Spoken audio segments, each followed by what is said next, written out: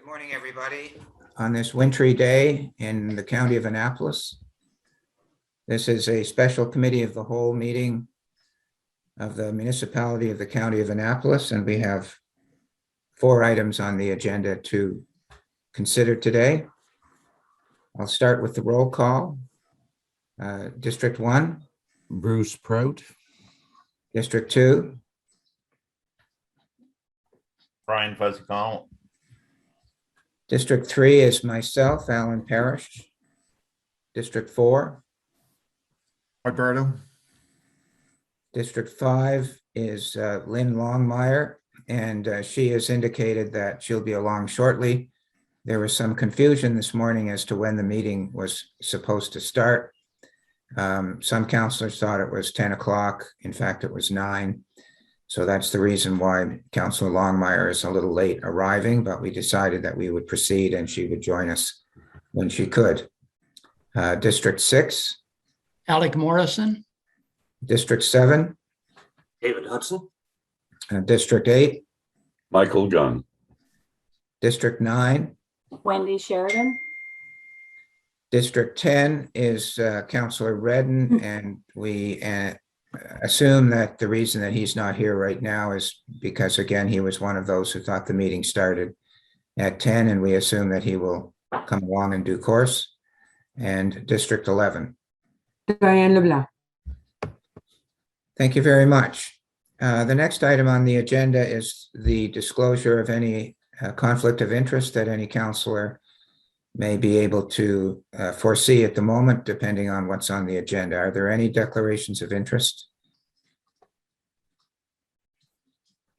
Seeing none, I'll move along to the approval of the agenda for today. There is one small change that I've been asked to make.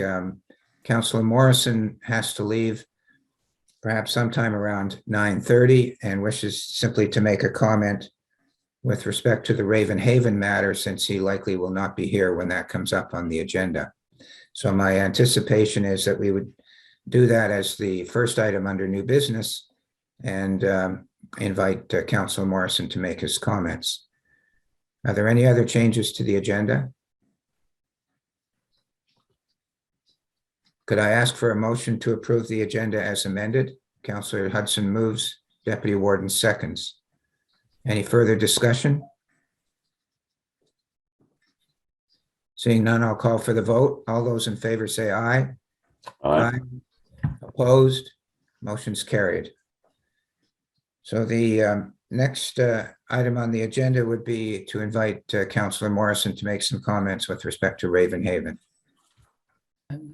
Thank you very much. And I appreciate the courtesy of being able to do this, as I will not be able to stay in the meeting long today.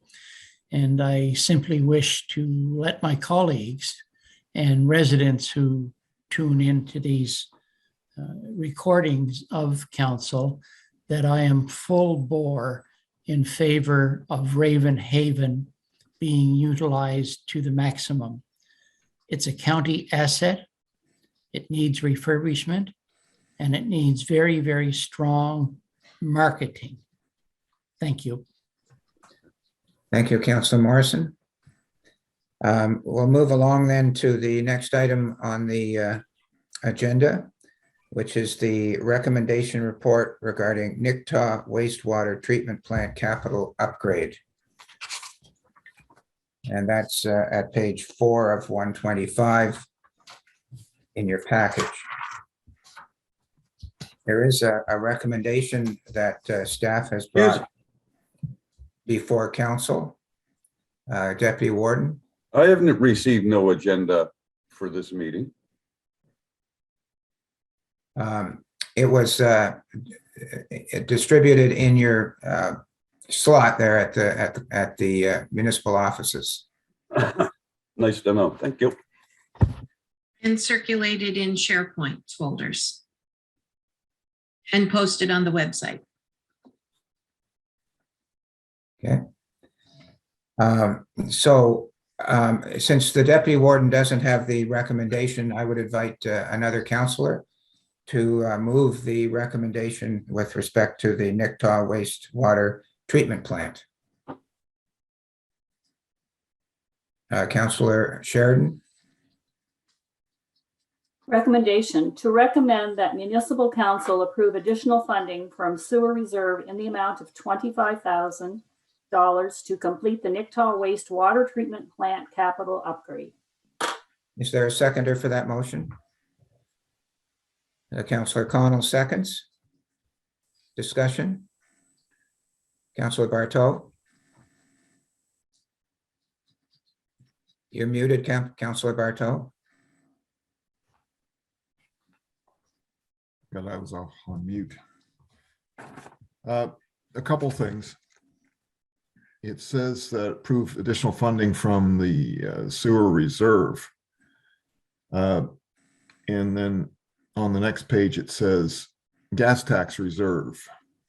And the other question is this extra money other than what was requested in the original contract price? I don't understand why this is on the table right now, and maybe we need some clarifications on where the money is flowing from, at the very least. Mr. Dick or staff, can someone respond to that question from Councillor Barto? It's Janice. The gas tax on the page 2 is a typo. It should say sewer reserve. During the tender process, the installation quotes came in higher than what we had budgeted for, and that is why the request for additional funds is coming forward. So it's not in addition to the contract price, it's related to budgetary amounts. Right. Okay. Are there any other questions, Councillor Prout? Yes, thank you. I was reading through this, and is it my understanding that the concrete work has already been done and this is to look after the screener? And if not, I'm wondering what our current frigid temperatures will do to if concrete work needs to be done. Can that be done in time in this weather? It can start before March 31st. The concrete work has not occurred as of yet. What has occurred is some prep work and the purchase of the screener itself. The concrete work is where it will sit at the plant.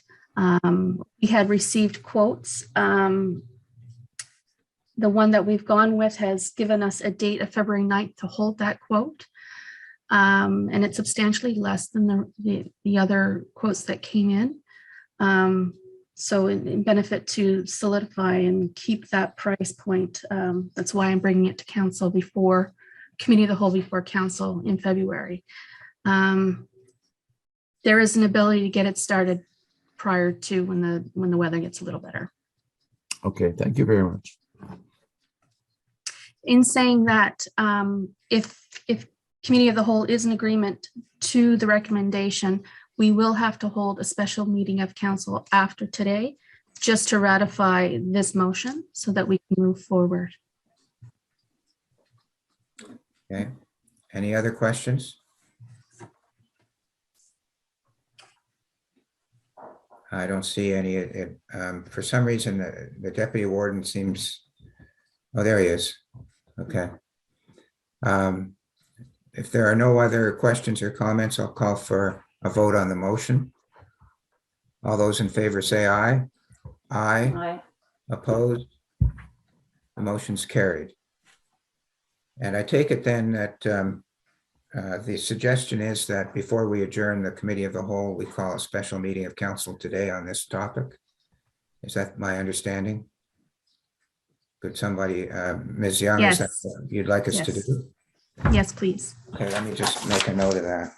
Otherwise, I'll forget it. I guess we need to do that after we adjourn. Okay, got it. You would adjourn committee of the whole and then Yeah. a special session of municipal council. Okay, right. Thank you. The next item on the agenda is the fire services funding review. Oh, sorry, Councillor Barto, you have a question? Is the special session of council for that, do we need to make a motion to add that to the agenda at this point? Well, it's really, the clerk can answer, but it seems to me it's not on the agenda for this committee of the whole meeting. It would be a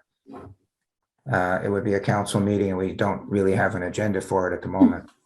Okay, it'd be after we are out of this meeting. Okay, thank you. At the end of this committee of the whole meeting, the warden can declare or how by motion that committee of the whole is adjourned. And he can at that time call a special session of council for that one item. Thank you for that clarification. You're welcome. So the next item on the agenda is the fire services funding review. I take it there's going to be a presentation, is there? Yes. Yes.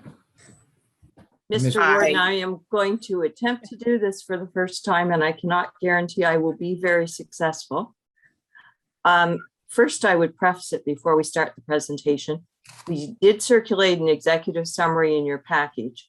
The PowerPoint that I hope to provide to you will be more extensive than that, and we can certainly provide a copy of the more extensive, complete PowerPoint presentation to you should you wish to receive it after we provide this overview to you. We are not asking for any decisions to be made today. You'll note that there is no recommendation report. For a few months, we've been discussing with the CAO that there has been no review of fire services funding for some time, that it's a fairly complex issue, and that in order for council to consider and perhaps make a decision this year to review or to make changes, it's important to know the past 20 years of how fire services funding has happened. Neither Cheryl nor I are suggesting that this is the best way, the only way, the way it should be, or where council should land on this. We are only providing background and history to empower you in your decision making. So now I am going to probably look very incompetent as I try and run this PowerPoint presentation for you.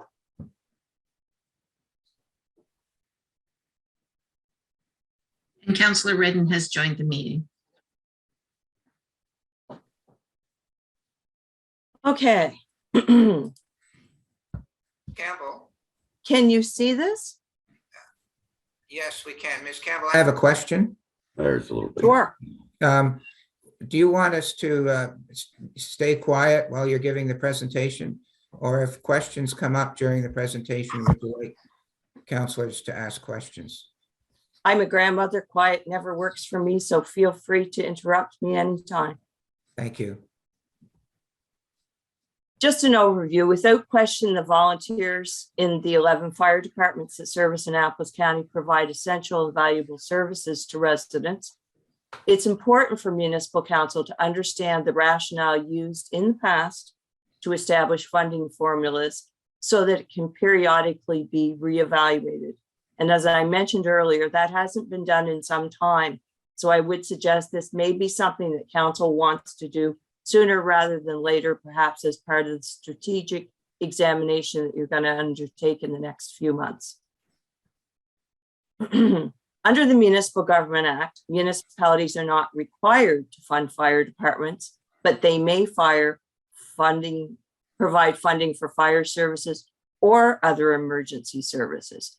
You will note in this definition that's provided in the Municipal Government Act that fire services definition in the Municipal Government Act says prevention and suppression of fires. This is a key point as to how funding has been provided by the municipality in the past. And you'll see why as we go on from here.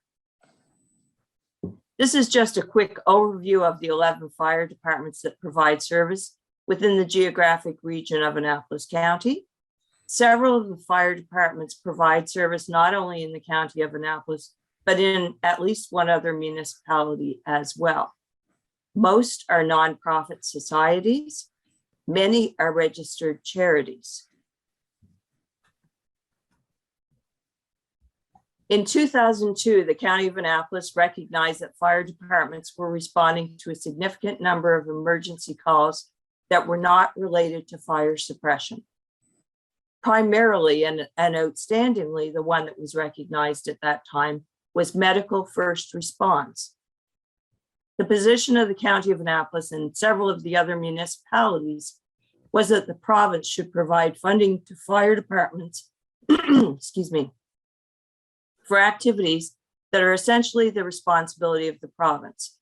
And the position at that time was that healthcare, rescue, and fighting forest fires were activities that should be provided funding to the fire departments by the province because it falls under their mandate.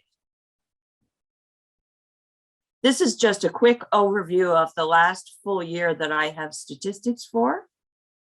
It shows the total number of emergency calls, the total number of these calls that were within the geographic region of Annapolis County, and the number of these calls that were fire related. I'm not going to go over each of those, but I think it is kind of take home information for you should you wish to receive a full copy of this presentation.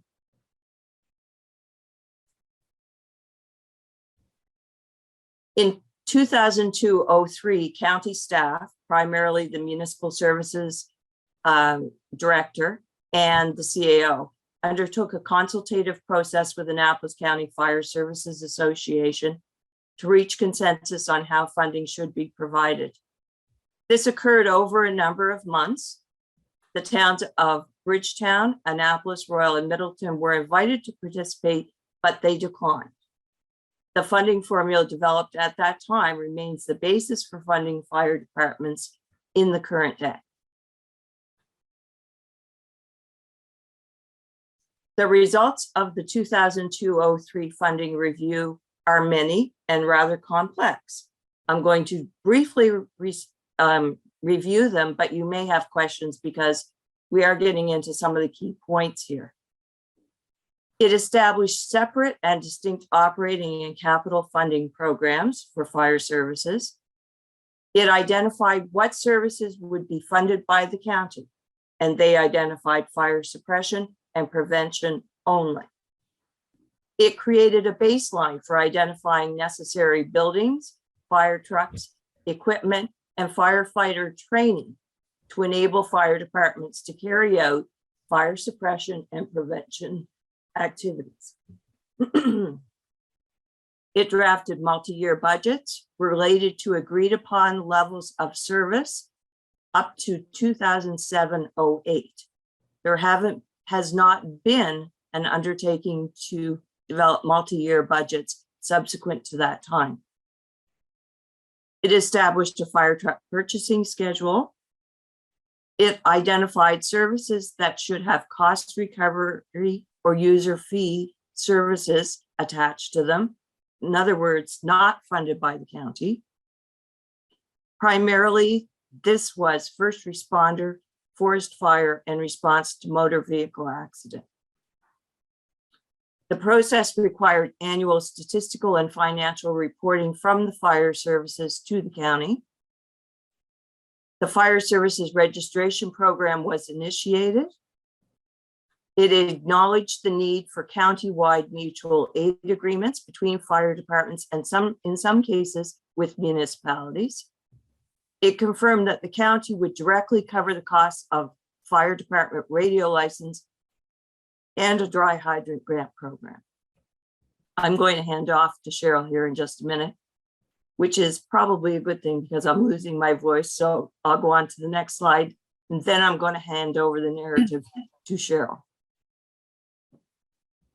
So just to recap, the services or activities not funded by the county under the process was medical first response, traffic control and hazards such as electrical wires, forest fires, response to motor vehicle accidents, fundraising activities, expenses for hauls, except the space to store trucks and equipment. Perhaps before Cheryl takes over, I could entertain any questions that you might have up to that point. I have a question, Ms. Campbell. Has the county in fact been compensated by the province for these activities which you say really do not fall under our jurisdiction?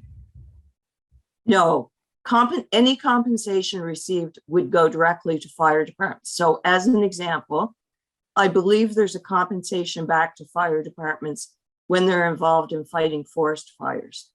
I'm not aware of any other compensation back to fire departments, but I haven't asked the question. I'm not sure if Cheryl has. Never Thank you. seen anything.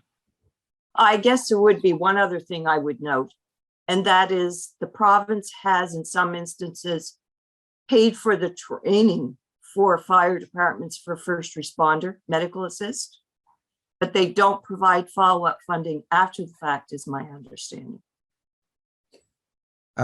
I can't see everybody on the screen, so if any counselor has a question, I would ask you just to speak up, and we'll try and do it that way while the slides are on the screen. I don't hear any comments, so we can move Yeah, ahead. excuse me, Gordon. Okay. if I may. Thank you. We went down this road a few years ago when we talked about these extra layers of service that the fire department sort of caught themselves into. And I thought we had, the old council anyway at the time said, or we certainly asked, who else is going to do it? If our fire departments don't do it locally, who else is going to do it? And I do understand that nobody is, for one thing.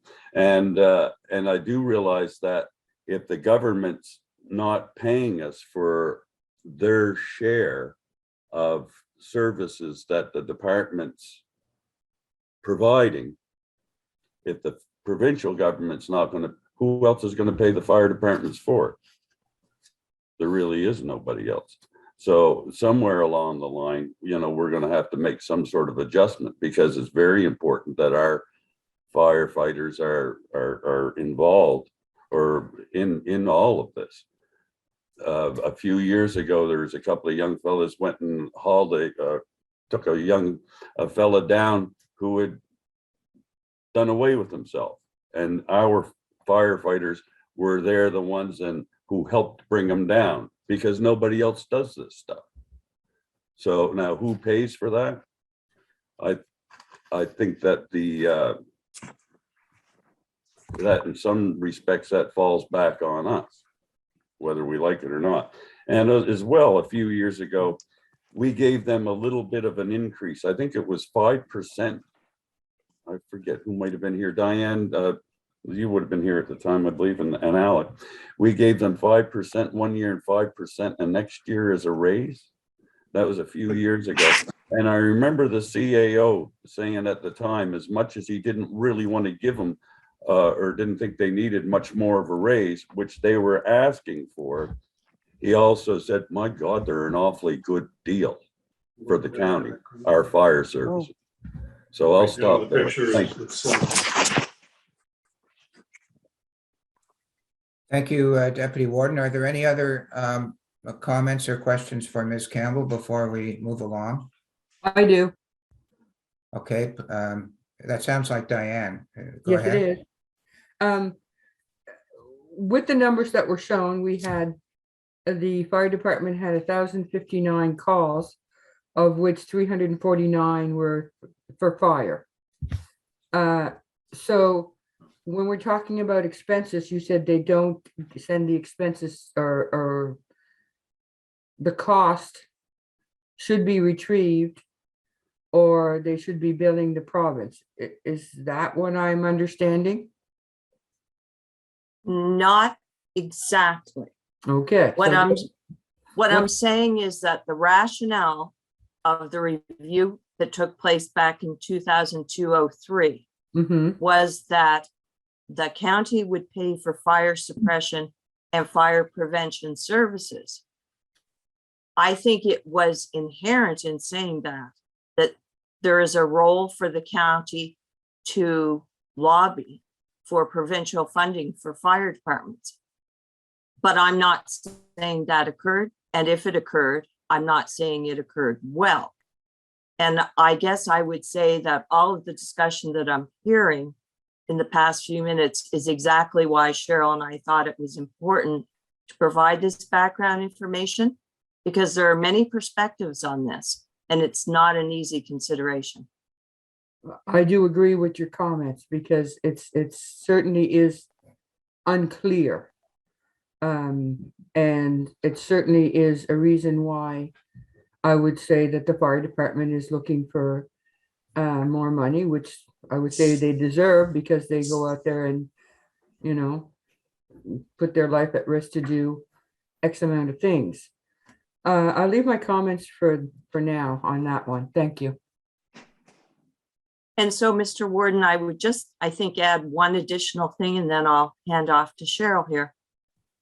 I do recall from the review in 2002-03 that one of the primary sticking points in regards to providing funding is that many municipalities, not just ours, saw that the province, or perceived that the province, was not funding the paramedic system, the ambulance system, adequately, and that they were taking advantage of fire departments to pick up that deficiency.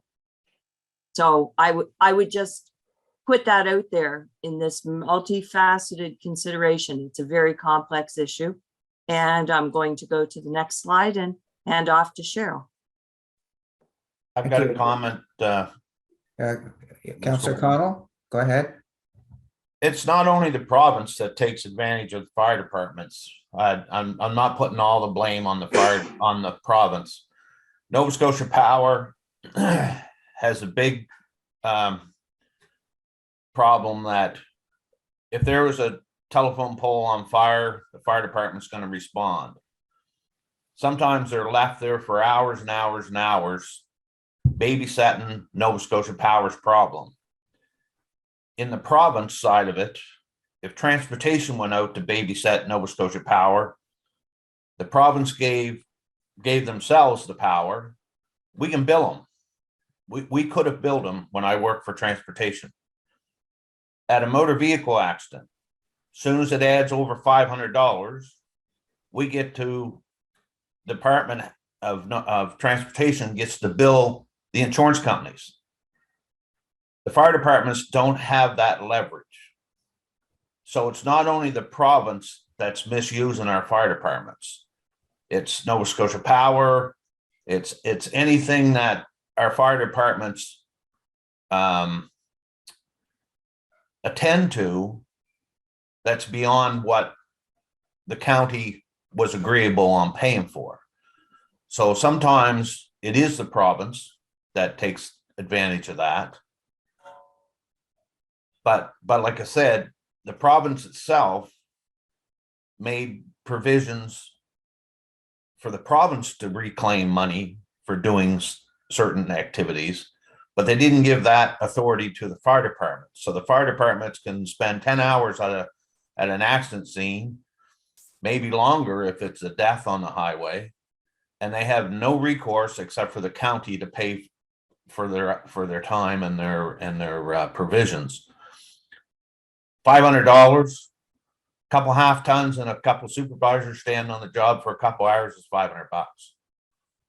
So it made quite a difference in the argument when I was on council before that fire departments should try to limit their hours at those activities, because it's volunteers you're looking at. It's businesses losing them volunteers you're looking at. So I just wanted to make it clear that sometimes it's not only the province, it's other things that go on in our county that, again, forest fires, they just started giving small amounts back to the fire departments because the province cut down lands and forests to the point where they haven't really had got a big crew. They depend pretty much on the fire departments helping them fight forest fires. So it's not only one activity they're doing. That's what I wanted to clear. Thank you for that. I agree with that. Did I hear somebody say something that wants to make a comment? If not, I guess we will then move along to the next slide. Thank you. Good morning. Cheryl here. The comments that I've heard so far are certainly why Dawn and I have been having discussions about where things are right now. This was put in place 20 years ago, and we all know that things have changed significantly, that organizations are not doing as much as they used to do, that there's been a handoff of work to fire departments, or there's been an expectation from the communities that they are going to be the ones to get the call and to deal with them. And that's part of where we need to go in having conversations on how we have been funding the departments and maybe how we should be funding the departments, to sit down and say, where are the differences? Where's the shortfall? I can go through the operating numbers here with you and show you that, it's funded through the general operating budget. So you do have to realize that if there is an increase in the funds, that it is the general taxpayer who's going to be meeting that need. I know that that's always been a difficult problem for council, is putting up the tax rate if we have, unless we can move things around. That's a big issue. There were no conditions placed on the funding to be reasonable, but training, truck operations, the general maintenance of their buildings, that is in there. That was the purpose, is to help that go on. The funding base that they came up with originally was $400,000, and now we're up to $698,827. That's a significant increase, and I've tried to go back to figure out where those numbers came from. And 125045100.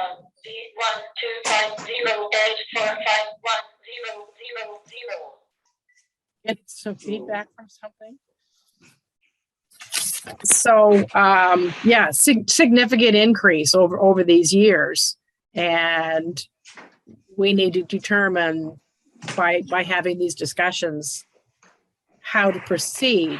We did some review in 2017 to look at what we were providing for departments.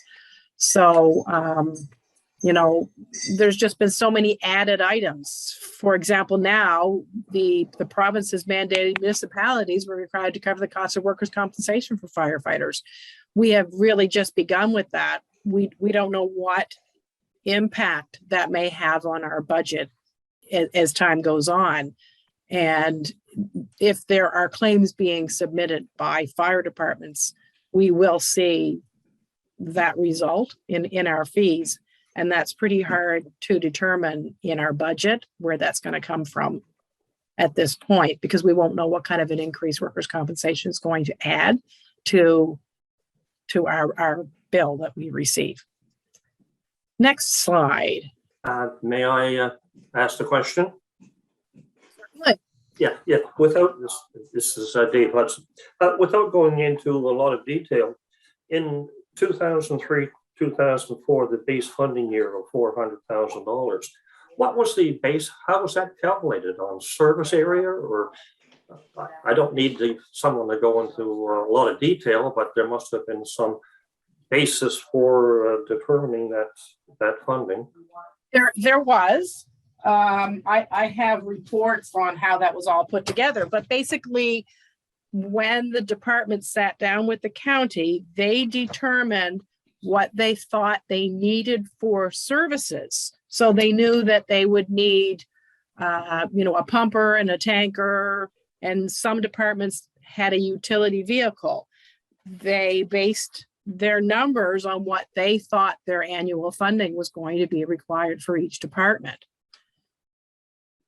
So it wasn't the county dictating those numbers. It was done through a process with the chiefs at that time. Thank you. So this kind of gives you an idea that 2003 to 2004, that's how it was broken down. So you can see the administration, depending on whether you are a large department or a small department, your pumper, your tanker, that's how they came up with the numbers.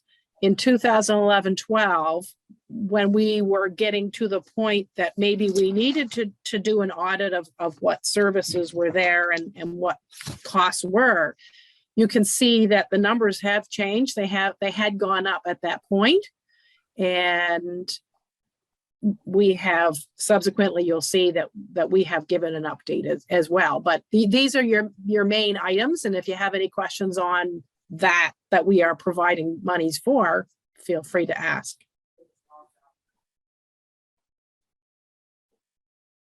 No, I guess we'll move on. But if you think of something, you can come back. Councillor Prout has a question. Yes, this appears to be a new slide in the presentation from what I received. Am I correct in assuming there's a third column there after 2011, 2012? There is. We will review it at that time. Okay, because given the way the screens are set up, I don't know if others can't see it, but I can't. Yeah, I just was curious if there, I assumed there was. Thank you. I guess we're going to look at that in a bit. Thank you.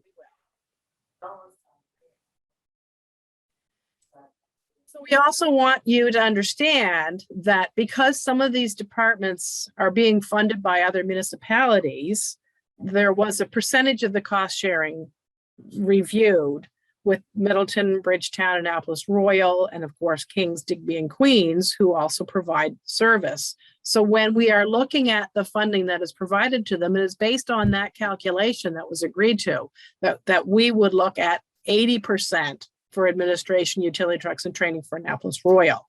We would be funding, 80% for Bear River, 80% Bridgetown, and then we equally 50% for Kingston, Middleton, and North Queens. It may also be based on the areas that they're covering. I think we'll move on to the next one. So this just sort of gives you an idea of the number of trucks. So we broke it out into the eastern, the central, and western area. That's a lot of trucks that are out there. The pumpers and tankers and utilities are necessary, and we have one aerial that we will fund, and that one is actually housed in Lawrencetown at this time. 38 vehicles. And here's the breakdown that we're going to do from that. Sorry, Dawn. We'll go on to the next one. So we broke it down specifically so you can see where the vehicles are in each of our departments. So the east is considered Nicktown, Middleton, Kingston, Margarettsville, and Springfield. So that's 16 vehicles right there that we are funding. Go to the next one, which is central, which is Lawrencetown, Bridgetown, and Port Lorne. 11 trucks are sitting between those three departments that we fund. And when we go to Western is Annapolis, Bear River, and North Queens. Again, that's 10 trucks. So you can see where, how it's been broken down. Now, some of these departments may have additional trucks, by the way. They may have bought them on their own through fundraising or whatever, but this was the formula on the ones that we would fund. And note that Annapolis Royal also has a water rescue.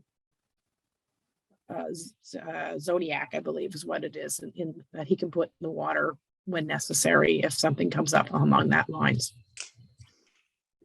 So we'll move to the next slide, so here's what the discussions, because there was certainly some concern in 2015 when the town of Bridgetown was dissolved. The dissolution committee decided the community rate would provide additional funding to the Bridgetown Fire Department, because I know that there's been some question on that funding and how that came about.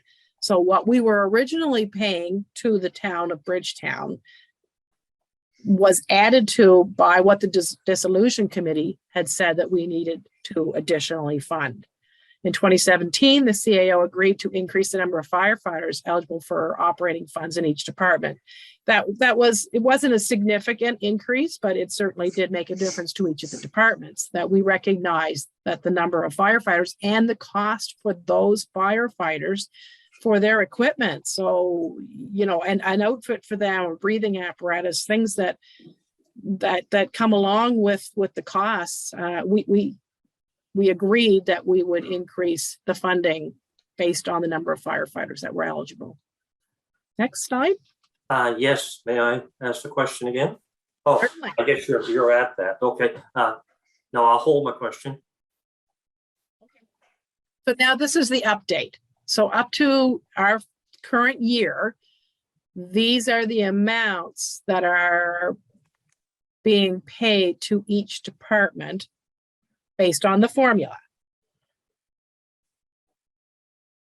Significant increases from what the bases were. And I went back. I didn't become the fire service coordinator till 2010, I believe it was. So the previous years before that, from the 2003 and on, I tried to go back to figure out, you know, where those increases were, because that there was quite a jump there of almost $200,000. And I could see that they had some good years, which obviously was reflected in our income on the tax base, that we were able to provide that kind of funding. We have since changed our abilities in meetings that we have held with fire services and council, that we are now automatically giving a cost of living on the operating funds that are provided. And we know that those are not significant at this time. Next slide. Now we're going to get to the capital funding, which is a little unique. So it's funded through area rate levied county-wide. So your 6.11 cents up to last year. Now, whether or not that changes this year, I have no way of knowing. The proceeds are paid into the county administered reserve fund. So every time I request money for a release to a fire department, it has to come from that reserve fund that was established. And each department has a line item and how much money is specifically for that department to borrow from towards their loan. So the funds were at 267,000 back in 2003, and our funds now are 657,000, which plus what we give to Kingston. Now, Kingston is a little unique, which I'll explain as there's another sheet in here, but Kingston has an area rate of its own. So their account is held slightly different, and they are paid every year. They're not drawing from the fund that we set up. This increases with the assessment growth. So when we get the assessment roll and it is calculated out, that affects what the percentage that will be given to each fire department. That finance department totally looks after that angle of it. And again, it was based on the capital formula that had come together. There is a percentage share, and the monies are held in this reserve until they wish to withdraw them, which we just recently amended the fire services policy, which talked about how they withdraw money, how they make that request. Any questions? No? So here's the fire commission. Because under the municipal act, it provides the ability for a commission to prepare estimates, and the estimated are collected by the municipality as an area rate, and that is paid directly to the Kingston Fire Commission. Okay, move on.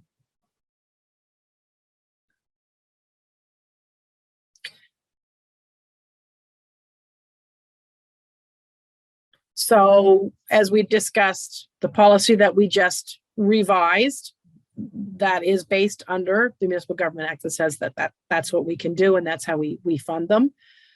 I don't know if there were any questions from when we put that new policy through. It is capital monies. The fire departments withdraw the monies based on the fire station, which is only the section that houses the trucks and their equipment. It covers the cost of the fire trucks as agreed. So whether it's a pumper or a tanker or the one aerial, If someone else has another aerial, it is not funded because it was not an agreed to vehicle, for example. It also covers the cost of equipment because equipment has certainly gone up significantly in the costs. And that's our concern as well, that all of these, as you all know, in the last 20 years, the cost of all of these have certainly climbed significantly. So the fire services capital reserve must be comprised of minimum of 50% liquid assets. So that's a short-term investment. That fund is managed by the finance department. And when I have requests to withdraw the money, I always have to contact the finance department to make sure that the funds are available for the amount that they want to withdraw. Ms. Mason, it's the warden. I have a question. Certainly. You said that the fire departments are nonprofits or some are registered charities. So I assume that the fire departments are separate corporate bodies, either societies under the Societies Act or some other corporate body. Is that correct? Yes, that is. And so the slide I'm looking at is that it talks about withdrawing their allocation for approved purposes, fire stations, fire trucks, and equipment. So I take it that these corporate bodies own the fire trucks, not the county, correct? They do. However, at the time that a loan is taken out, we do request at that time that we be added to that until the vehicle has been paid for. That you may see that in the policy that we have a little section about that. It's a coverage for us. If something were to happen, we know that, well, we hope that the county will not have to come back and fight for a vehicle. Say the department goes under. We also own the vehicle at the time that the loan payments are being paid for. Okay, so so while they're paying the loan, we have an ownership interest in the vehicle, even though we're not the primary owner. Is that right? Yes. And what about the fire stations themselves? Who owns the fire stations? Well, it is on their land. So technically a fire station, as far as I understand, belongs to that society. So including the Bridgetown fire station is owned by the Bridgetown Fire Department. Is that right? Not by the county? Did I hear a yes? Yes. Yes. Are you sure? Yes. Yes, if I were to go on to property online, I can look up that property. It will show it belongs to the Bridgetown Volunteer Fire Department. Okay, thank you very much. Can I just ask a question? Yeah. Yeah, related to that, well, just for example, say Annapolis Royal. Well, Annapolis Royal is on Annapolis Royal land, so it's technically Annapolis Royal that owns it. Now, I thought Bridgetown would have been the same. I'm not sure. I think there's various combinations of who owns what and where the title is held for each department. In the towns, certainly that is we have to step back from that. I know that there have been discussions in the towns about those pieces of land that the fire stations sit on, but the rest of the fire departments in our municipality are owned by the fire department themselves. Yeah, I thought Bridgetown would have been in the same category as, like, say, Annapolis or Middleton or one of those other towns. No, the quirky part about Bridgetown was the fact that that was built at the time, around the time of dissolution. So when it was being built, we shared in the construction of that. We assisted in all of the capital projects in order to build that department. And then when the dissolution was completed, the building was handed to the fire department. So similarly, I guess Port Lorne fire department, since it's all in the county, belongs to the Port Lorne Fire Department and not to the county, correct? Yes, it does. Okay. Thank you. If I may, you said that the money may be withdrawn from the reallocation for approved purposes. And I know that loans have to be acquired to purchase the different vehicles, but does the type of loan or are there restrictions on withdrawals that relate to the type of loan that a department may have gotten to purchase a fire truck? And what I'm basically referring to was in Bridgetown. I believe the loan for the fire truck, the former town of Bridgetown got funding from the Municipal Finance Corporation for that. The fire department didn't go out and acquire or get a loan themselves for the purchase of a truck. So is there a distinction there on withdrawals? We no longer do the loans through the municipal corporation. That was one of the things that had to be changed in the policy that we amended this month. At the time of that whole Bridgetown switchover, we didn't have the authority to say that they couldn't do it at that time because the town had made arrangements already that that's how the withdrawals were going to be. In past years, some of the fire departments did get loans through the corporation, and we held the loan and the payments were going through in that direction. We didn't send it directly to the department. It went to the province, to the municipal corporation. But now, yes, municipalities or fire departments are going to their local financial organization. They are getting the loans at that time, and they set up and establish an annual or biannual or whatever the department wishes to set up, and does the withdrawal out of our funds.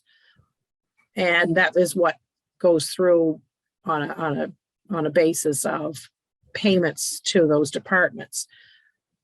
So we're just holding those funds, and they actually make the loan to the financial institution. Does the county guarantee those loans? No, not anymore. Okay. All right. So back in 2011, we hired a consultant to come in and do a fire services audit. The audit was quite extensive. I do have it. It's it's an extensive document. Anybody would like to read it, they certainly are welcome to. It basically sat down and went through what their apparatus is. You know, like, do they have too much of apparatus, but maybe their building or their training isn't meeting the needs. The condition of the fire hall, some of them were substandard, some of them were even unsafe. So there certainly were discussions and additions that have since been put onto some of these stations. The audit, it was a unique situation because the problem being that some of these departments that receive certain types of funding, we don't have a say over what happens with the repairs to their buildings, because it is their buildings. Annapolis, Royal, Milton, Kingston, Port Lorne, Springfield, and Margarettsville received over 80% of their total annual income from municipalities. There is fundraising done, as we know, by fire departments, but some of these departments are just getting by. And when you look at Nicktown, Lawrencetown, Bear River, Bridgetown, North Queens, 55% of the total income comes from municipalities. 45% of it has been coming from fundraising.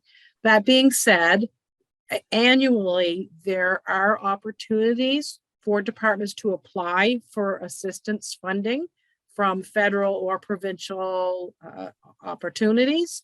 And they do take advantage of them to help them keep going. As a result of the funding, this audit, we hired a consultant to prepare the fire services strategic plan.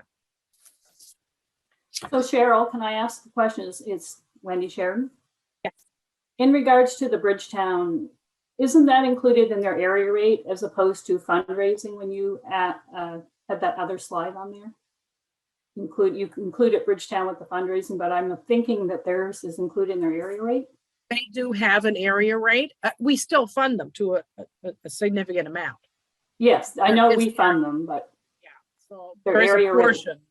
Right. mhm. But when we went through this process back in 2012, we weren't, Bridgetown Fire Department wasn't our department. It was actually still owned by the town, right? Right. So things were a little bit different for Bridgetown at that time than they are now. And this still happens with the area rate. Am I correct in saying that? Area rate still helps cover some of those costs. Thank you. When we got into this the strategic plan, there were certainly areas that had some recommendations of the fire service response policy. Okay, so we created a new policy in 2014, which we have updated today. The Annapolis County Fire Service Association developed a standardized system of financial budgeting and reporting for all departments. Only that never really came through. It wasn't finalized, so we haven't had any change to the standardization of the financial budgeting. The Fire Association were to develop a 5-year capital purchase plan so that they could present it to council as they had back in the original concept in 2003. But that was never put together. It was never forwarded to the municipality to have a look at.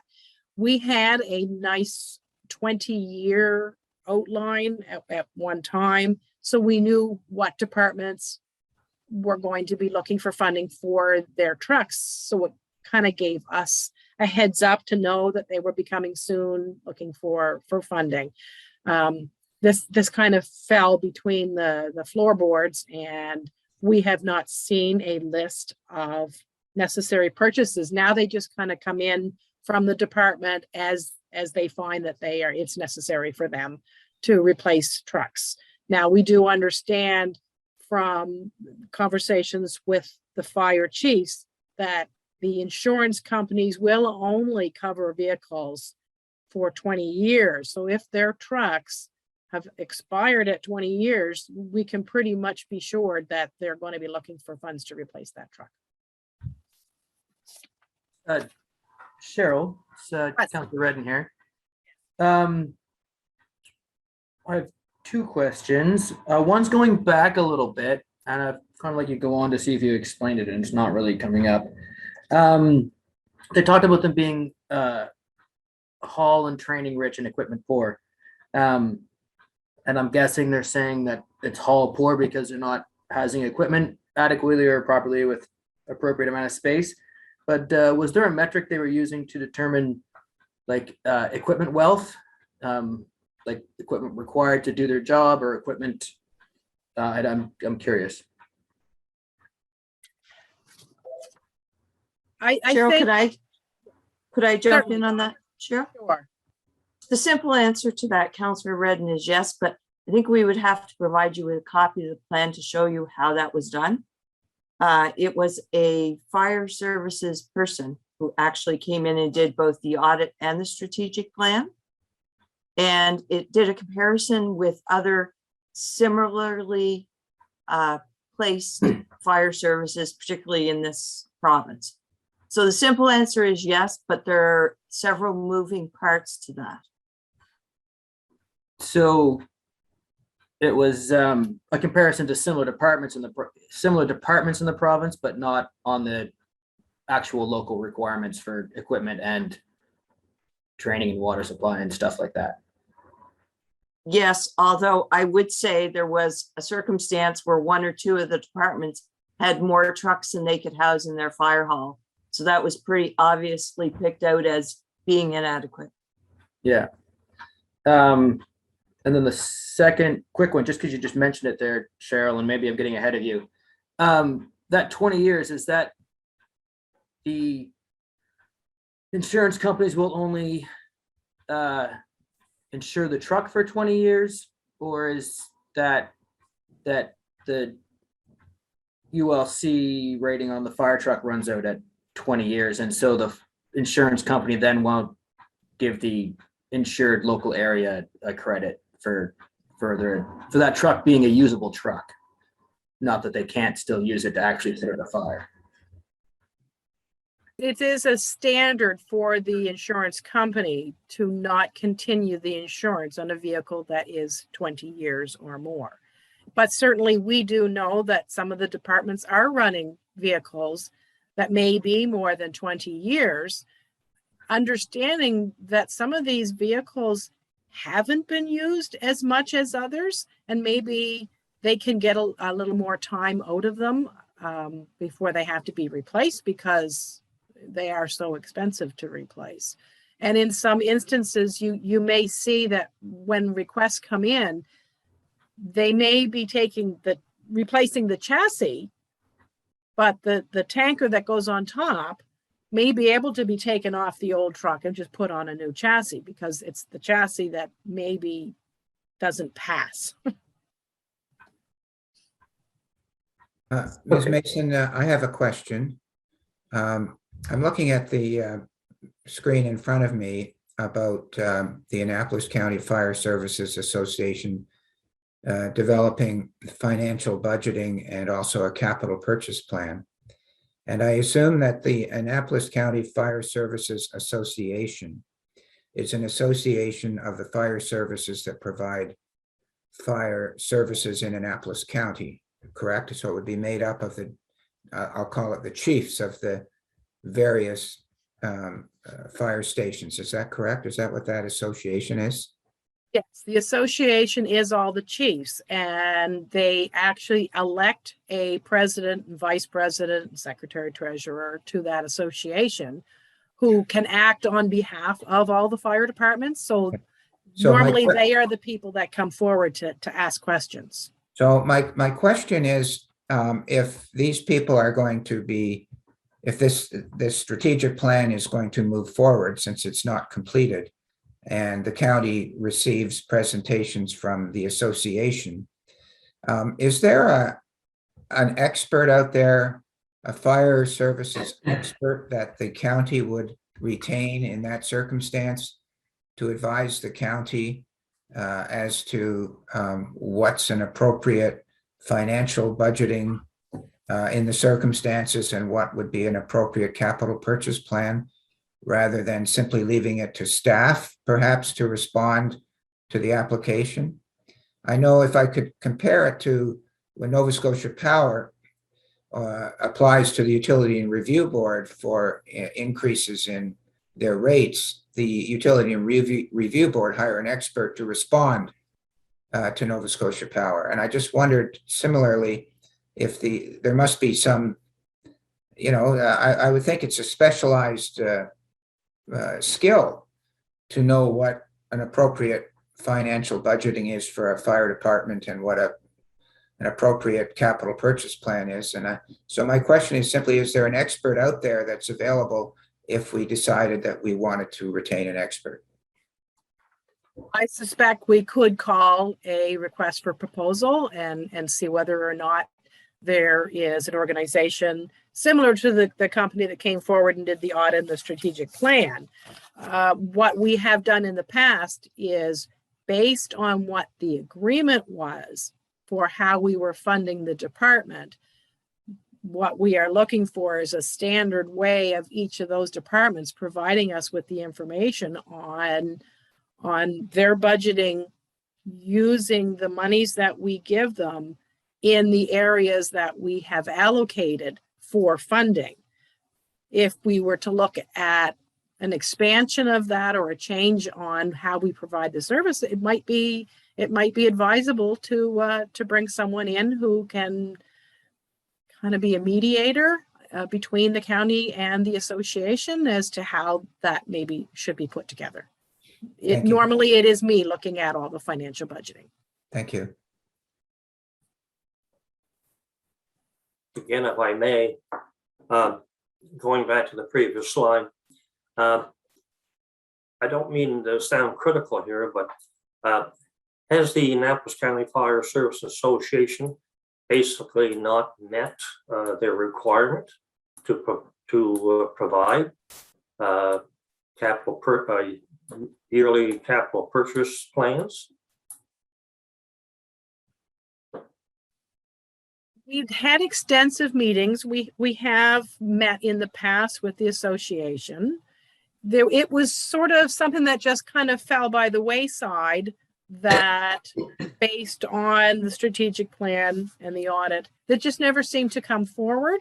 We have had discussions on that in the past, but maybe it is time for the new council to ask these questions that you are asking now. And with, unfortunately, with COVID, it's kind of hard for us to sit down in a meeting with 25 people and have meaningful discussions and presentations.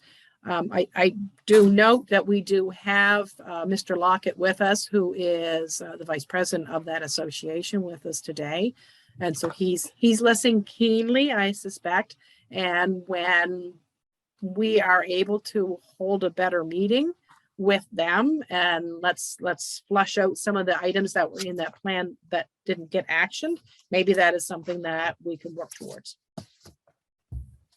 If I may. Yeah, go ahead. Thank you. Through the years, I remember years ago, we talked about this, and when it came to that number 2 in this fire services strategic plan is what I'm looking at it. Financial budgeting and reporting for all departments. Well, we know that a lot of these departments have investments, right? They've been left money through the years. You know, so-and-so left money to this what department and that department. A lot of these departments really don't want to report what they have in investments. And didn't we run into that problem a few years ago?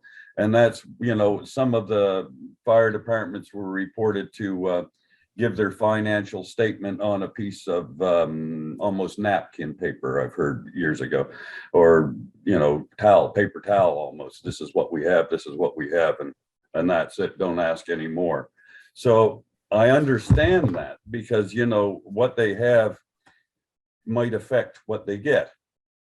And so how do we cross that bridge, I guess, and whether a professional is the person we want as well. I remember years ago, we had a consultant, Annapolis County had a consultant come in one time, and this is way before my time as a counselor, but I do know some of the firemen, and they were explaining to us after this a consultant came in, he wanted to redistribute a lot of the trucks and gear throughout the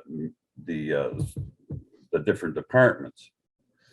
And I also look for some direction here and something about the province. You know, the province likes to regionalize our services. That's why we're getting into it with the waste and the different things like that. You know, it's pushed, these are agendas pushed by the province. Have they been pushing anything to regionalize our fire services? Thank you. And that's a question, by the way. All right, I'm going to go back to the first one. Requesting information, the financial budgeting and reporting from departments. It has improved greatly, I have to say. Our registration process, I know they get tired of me hounding them, but most of them have been giving unaudited financial statements. There are still some who do their own financial stuff, and sometimes it's hard to read what they are providing with us and as to their expenses. And I do have to push them. But they've gotten better, but there's not a standardized system so that you can sit down with all of their financial statements and specifically say, I can see that the difference of the costs of, say, you know, their building maintenance. It's very difficult to look at them apples to apples because they are so all over the place. But they have definitely gotten better with responding to a better breakout of what their expenses are. The second part of your question about the regionalization, we have never received anything from the province that has ever discussed any regionalization. Thank you. May. All right. Can I just ask a quick question, Ms. Mason? Certainly. Sure. So it just kind of builds on Deputy Warden Gunn's question around investments and reporting. I'm just wondering about the major fundraising initiatives that several of the fire departments have with the 50-50. I'm wondering how does that get allocated percentage wise to each department, and how does that get reported so that it reflects accurately, as you were speaking to the point of that there isn't a standardized financial reporting system in place for these departments? The 50-50 draw, we've had no involvement in that whatsoever. We have always maintained that if fire departments are doing fundraising that is useful to their department, that is their funds coming in separate from what we provide. We don't punish or we've not gone after them to make sure that they are putting it in the pot. Most of the time their fundraising is actually allocated for maybe that additional truck that they have in their station, or items that they have found that they need specific to their department. As far as how that gets allocated between departments, again, we have no involvement in that 50-50 draw, although I think that is what has kept some of these departments afloat right now, because they're not using their halls, they're not fundraising, for events and weddings and things like that they have in the past, and they have no extra income to come in to support all the extra things, as we've mentioned, that they are doing that is not covered by the funds that we give them.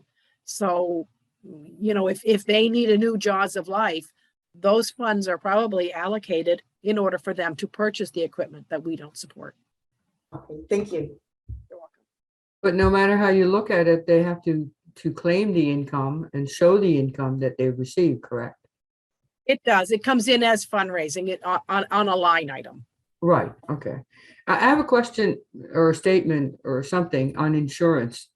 We were talking about the insurance on trucks only lasting 20 years, and then you have to get rid of the vehicle, or you can't insure the vehicle. I'm not quite sure how that goes.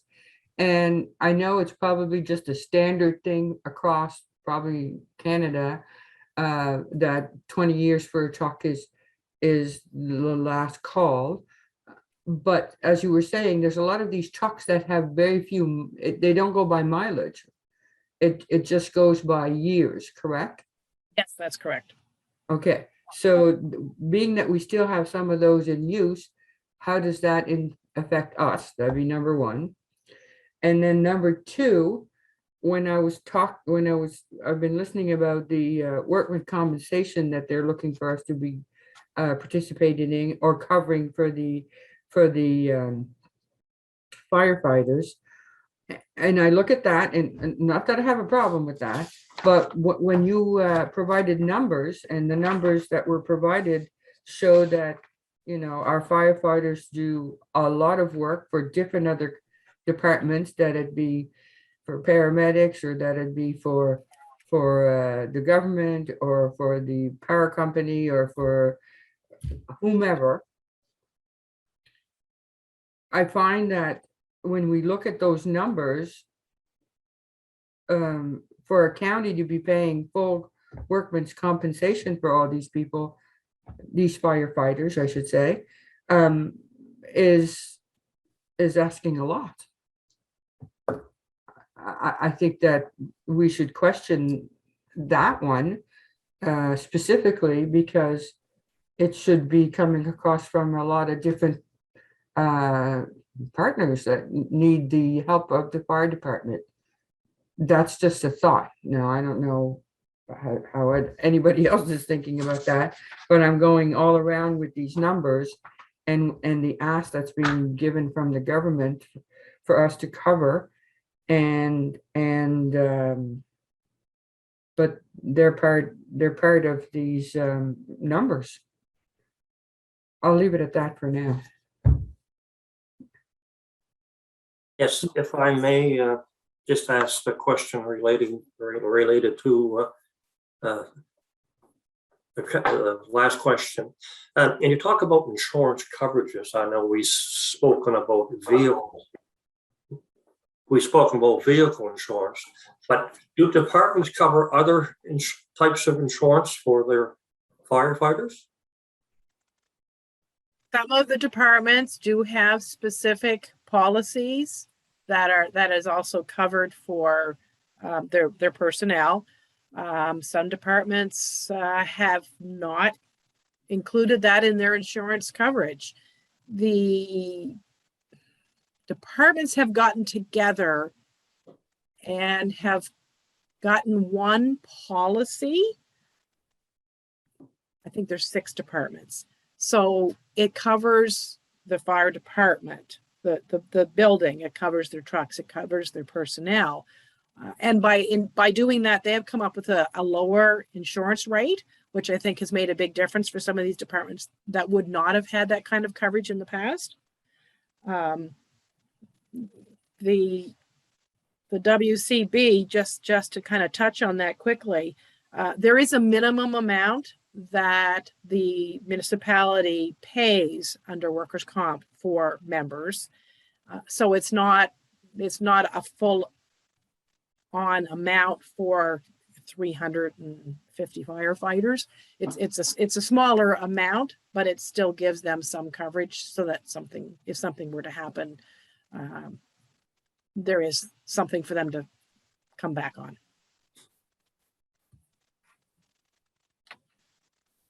Thank you, Cheryl. In the slide we're looking at regarding the WCB, you say undertaken by province. Province made it mandatory that the municipalities would be covering the workers' comp for the fire. And we are creatures of the province. We had no say on that. No. So I will continue on. So fire department registrations were updated in 2013 with the understanding that services approved for registration does not in any way commit the county of Annapolis to fund the service. So they may register and say what they do, but there are things that aren't in our requirements to provide. So when I changed the policy and I'm, for example, for the first responders, it is, we are provided with that information. We're not covering it. We make sure that that is known, that that's not something that we are doing. We endorsed a new formula for fire departments, but it was never moved forward, and that was an administrative / fire department impasse that we hadn't moved forward on possible new formulas for funding.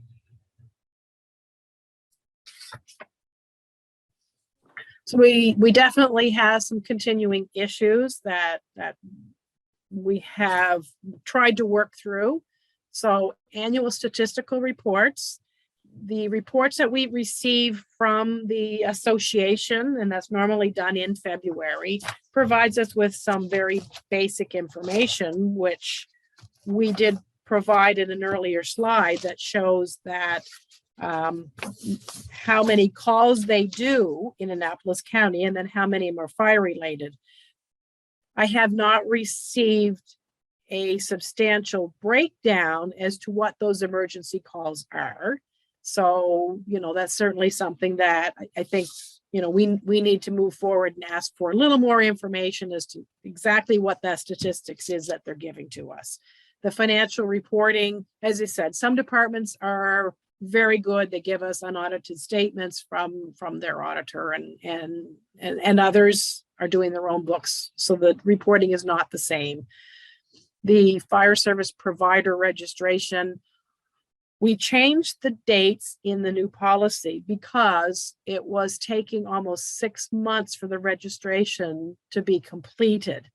Because it was too early in the year for them. They don't get their financial statements from their auditors until June or July as it is. So maybe with moving the date, our registration will go a little smoother next year. There's still the question of the training standards and risk assessment, which we did ask the question in the amended policy about what standards they are using. And if it's acceptable by the province for the level of training that they're doing, then, you know, we've been accepting those numbers. But if there are departments who have not been participating and not providing us information on how many of their members are receiving the training, that there is a risk to the municipality in that regard. We still, of course, have the priority of funding for halls and training, and that has never really been flushed out, and we really do need to sit down a little bit more. I know the in-house training in departments has been up and down. Of course, COVID has caused some issues for them. We don't know technically, are they getting all the training that they are required to get at this time? A quick question. Registration. Is the reference there to the registration with the registry of joint stock companies? No, that registration is a registration that is required by the municipality every year from our fire departments. That's where we ask the question of, you know, are you keeping your training up to date? Are you providing us with your financial statements? What are the services that you have been providing? How many firefighters do you have? There's a whole list of items there. Okay. So it's not a registration for the joint stocks. It's just it's basically an annual report. It is. Although I do have to go online and I do check to make sure that they are up to date with their registration with Registry of Joint Stock, by the way.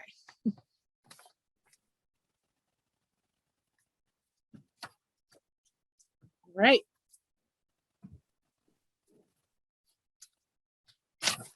Well, that is the end of the presentation. It gives you some basic information as to where we are and the issues that we have fallen into.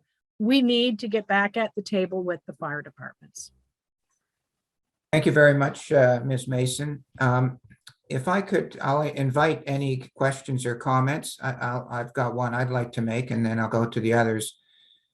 My observation from your excellent report, and it's very much appreciated, is that we really haven't looked at this whole fire department funding and everything else for about 20 years, that we've been basically just increasing our funding by a certain percentage every year without doing a real assessment of whether we really need so many trucks in this location and so much equipment in that location and all that kind of thing. And assuming that the purpose of this presentation today was to indicate to council that staff is intending to basically take another run at all of this after 20 years, my sense would be that it would be helpful to hire a consultant in that process to look at, you know, for example, do we have too many trucks in this place and not enough in that place? Should we have this? Should we have that? This particular fire station's administrative cost is outlined of what it should be. You know, maybe staff knows all those things, and if they do, that's terrific. But you know, it seems to me like a pretty specialized set of knowledge. And if you're going to roll up your sleeves and take a run at this again, my own sense, and it would depend on, you know, funding, I think a consultant would be helpful. So that's my only comment, and I do see some other hands up. Councillor LeBlanc. Yes, I have a question that I've been asked, which I really don't know. So I'm going to ask somebody that might know. I've been asked to, how are the lines for each department and where are their jurisdiction, and where do the line divisions come from? Is it from the province? Obviously, it must be from the province, or is it from the chiefs themselves that have decided what lines they cover for each fire department, and then they come in to help out when mutual aid is being asked? And how is it done? Is it done by the number of homes in the areas, or is it done by other ways? And has it been looked at for years or not? Ms. Attempt Mason? that. Yes, I'll attempt it. Those lines were developed years ago, long before my time. The departments themselves and the chief sat down and said, okay, we're going to break the line down this road. You do this side, we do this side. This is the space that we're going to monitor. And my understanding is I don't think those lines have been reviewed in a very long time. I don't know if they need to be reviewed, but that's how the lines came into place. It was their own choice. So maybe that would be something that should be on the agenda, to review those lines, because maybe a department, one fire department would be closer and then another, because, and of course, when you're dealing with a number of homes that have been added and before your time, and that's when it was done, obviously that the lines maybe should be readdressed and see which is the shorter distance from one department to a home to from another. That was a question that I was asked, which I couldn't say. They have told me if those lines must be wrong, but I didn't know because I couldn't answer. So I think maybe that's something that should be reviewed when you're doing, and maybe with what the warden has suggested, hiring somebody, that probably would go under that as well. I'm just guessing. quickly, Ms. Mason? Just touch on that one. Certainly, a review is never a bad thing, because we have had development in areas that had been before. I do know that Cheryl McIntosh had put forward some information regarding a development down a road that was difficult to determine which fire department maybe should be responding to it. So I think that she as well has questions as to where those lines are, and can the department that is now being asked to manage more than they did in the past, whether or not it's one department or the other. So certainly that has come up as an issue. Whether a consultant wants to delve into that would be something that they would definitely have to sit down with the association and have a discussion on. Great, thank you very much. Councillor Redden? Well, I was going to say we have a subcommittee here, and I do like the idea of a consultant. I do feel it's a very specialized area. However, I think really the first thing we should probably do rather prudently is make a good contact with the association and maybe have them on board. Fire departments, from my limited experience, are very political beasts as well. And I think if they're not on board, we might as well just take our money out in the parking lot and burn it. So yes, I like plans. But I'm not willing to run our plan against a brick wall if we go about this the wrong way. Thank you for that. Councillor Connell? Yes, one of the issues we've had in the past, and it's going to hit us again, is that we deal with, in the East End, we deal with a fire department that is in the town, and we have a very close fire department, which is in the county, in Nicktoll. And many, many years, the county always put forth that if we were going to do anything to support at a major increase in a fire department, we should be supporting our fire department, which belongs in the county, which is in the county, doesn't belong there, it is in the county, versus the town.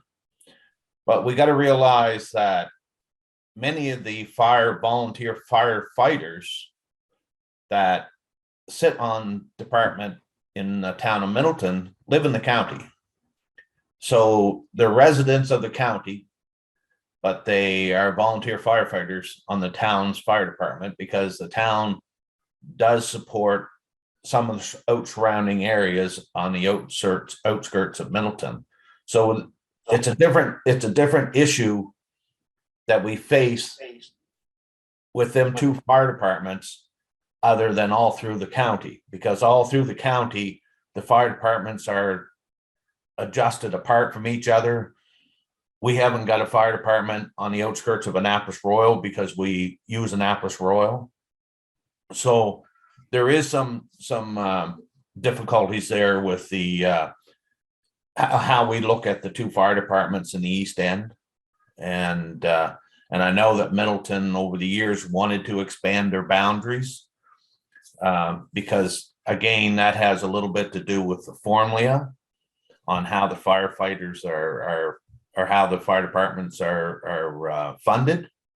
So like Brad said, they're very, very politically ready to argue their points and so we have it's not an easy task, and it gets into some pretty hot topics at either meetings with the fire services or with the county as a council, because when you get a consultant comes in and he says that I'll just use an example. They say, oh, Bridgetown's got too many fire trucks. You're going to find Bridgetown step up the plate and say probably things we don't want to hear, that they're not going to downsize their fire trucks. Mhm. That's why Cheryl Mason and Don has explained we only, in the formula, we only support so many vehicles in each station. If they want to fundraise and buy 10 trucks to add to their fire department, that's entirely up to them. It's a beast of many arms. And so I just wanted to make sure that we are cautious when we do this and how we do it. We don't want to insult them because they're excellent volunteers. They're more than willing to take on jobs outside their boundary to help the citizens in the area. And people appreciate them. So I don't want to go against on some of their concepts on what they should be doing and what they should be being paid for through the county. But I definitely think that 20 years has been too long. It needs to be something that we got to get on our strategic plan to deal with and sit down and bring it up to the 2000s. Thank you. Councillor Bartow? Yeah, I guess not sure where starting and the ending on this whole process is, but just back to the history of it, if it wasn't for the volunteers, we wouldn't have a fire service right now.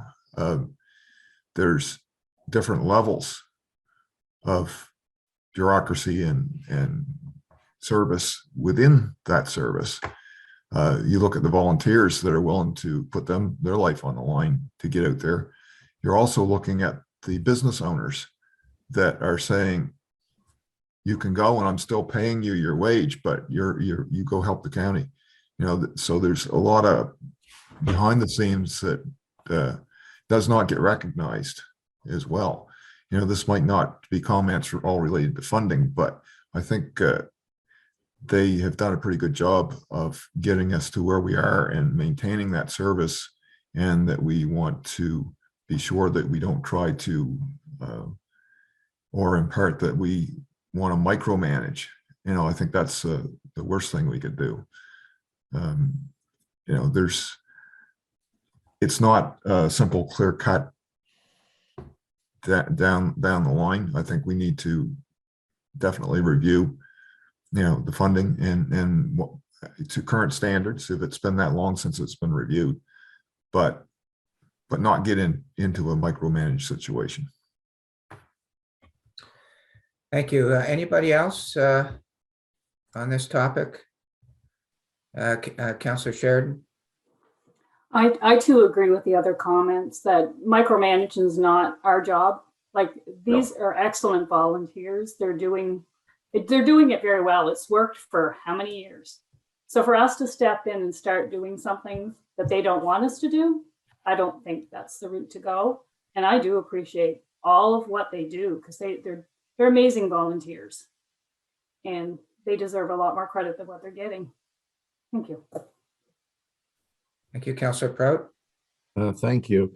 I would echo much of what's been said. And when you stop and think about it, volunteer fire departments are, in my mind, the best bargain that citizens in this province, and definitely citizens in Annapolis County, receive. I mean, people who will go out of their way to respond, no matter what time of day or night, what they're being called to do. They're there in a matter of minutes, and we're very fortunate to have them. And I wouldn't want to see us do anything.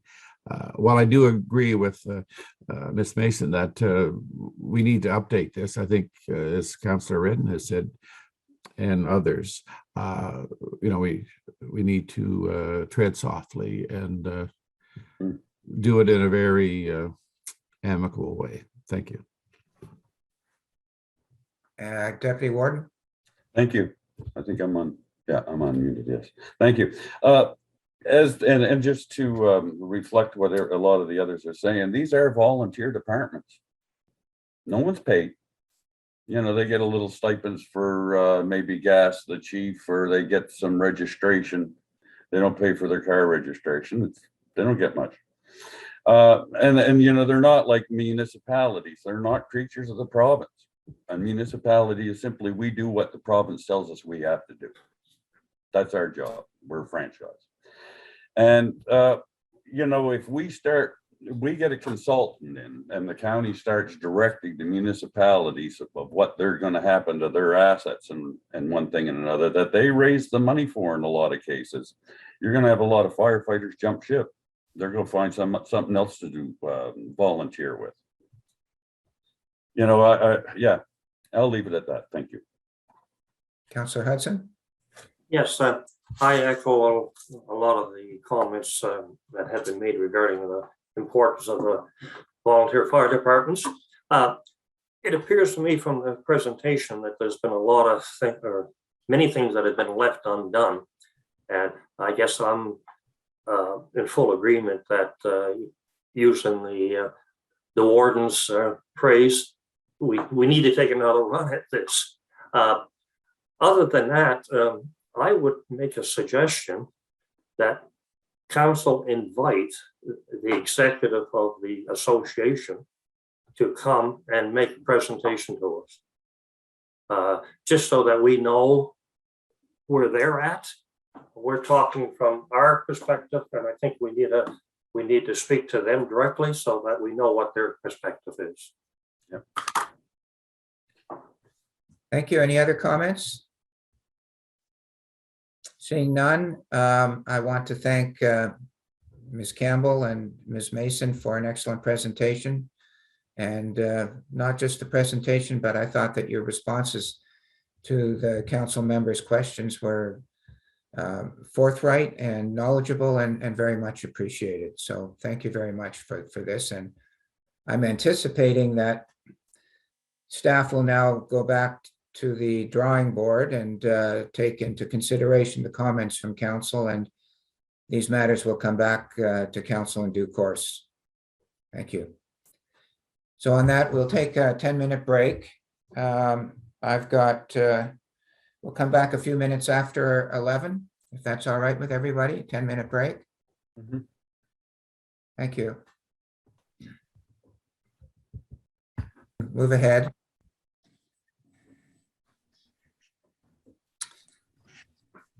Thank you, everybody. This is the resumption of the Committee of the Whole meeting for the County of Annapolis.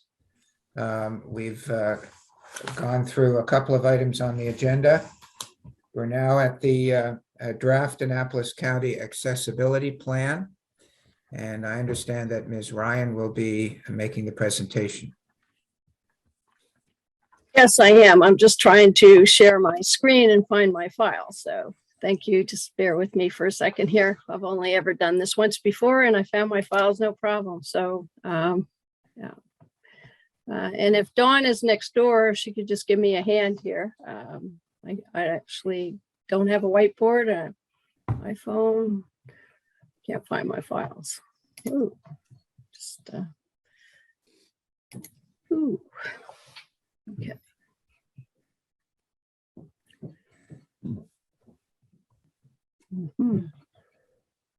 Let's see if this. Nope. Nope. I think I got it. Sorry. Yeah. Just hold on a sec. Yeah, we're seeing your emails. Yeah. Oh, there you go. Got a ton of them. How do I scroll down with the? Because this is in the way over here. So what is it you want up on the screen? I want to, maybe I can do this. Oh, there we go. Sorry, folks. There we go. I think we got it. There. And So what we are seeing is your inbox for your email right now. oh, well. So close your email. How do we do? Go right here. And close. Was that? Yep. And you'll have to reshare your screen once you just go back to this. Once you're on the screen you want to share, then click share screen. Yep. And go to this. Okay. There you go. And you can actually go. Okay. You can go that way or you can do it full screen. Okay. Full screen there. Okay. Okay, folks. Thank you.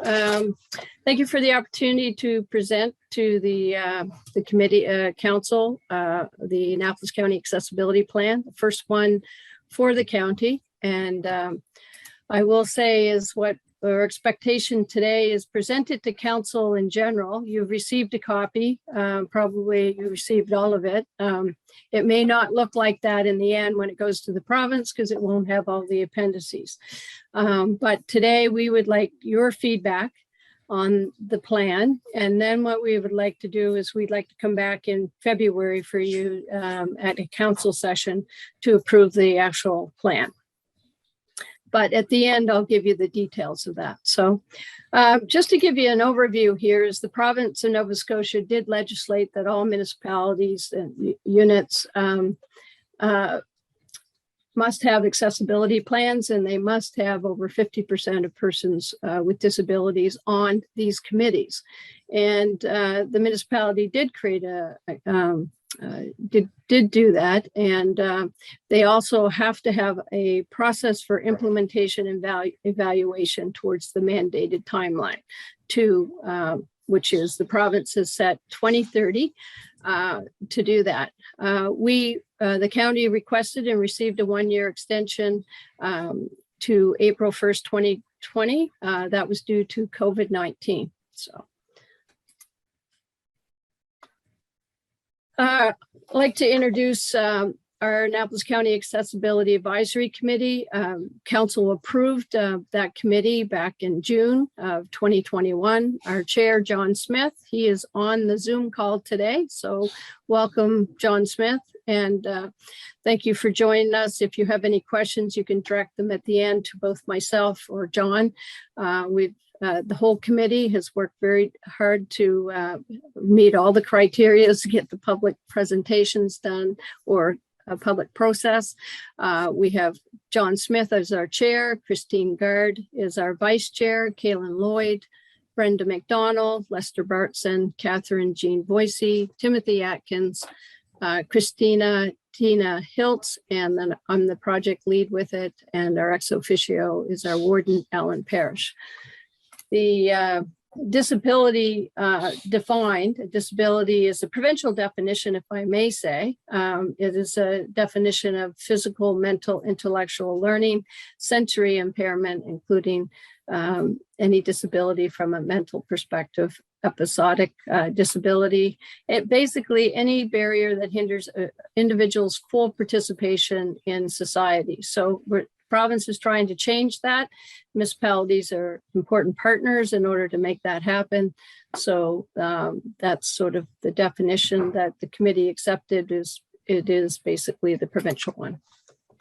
This is something new. This is the vision that the committee, the accessibility committee, we spent 2 meetings developing this, which we envision Annapolis County as a place where the rights and dignity and independence of all persons is valued, a place where racism and prejudice, where both visible and invisible disabilities are respected, a place where all persons have access to community facilities, programs, and services to work, play, and experience their full potential.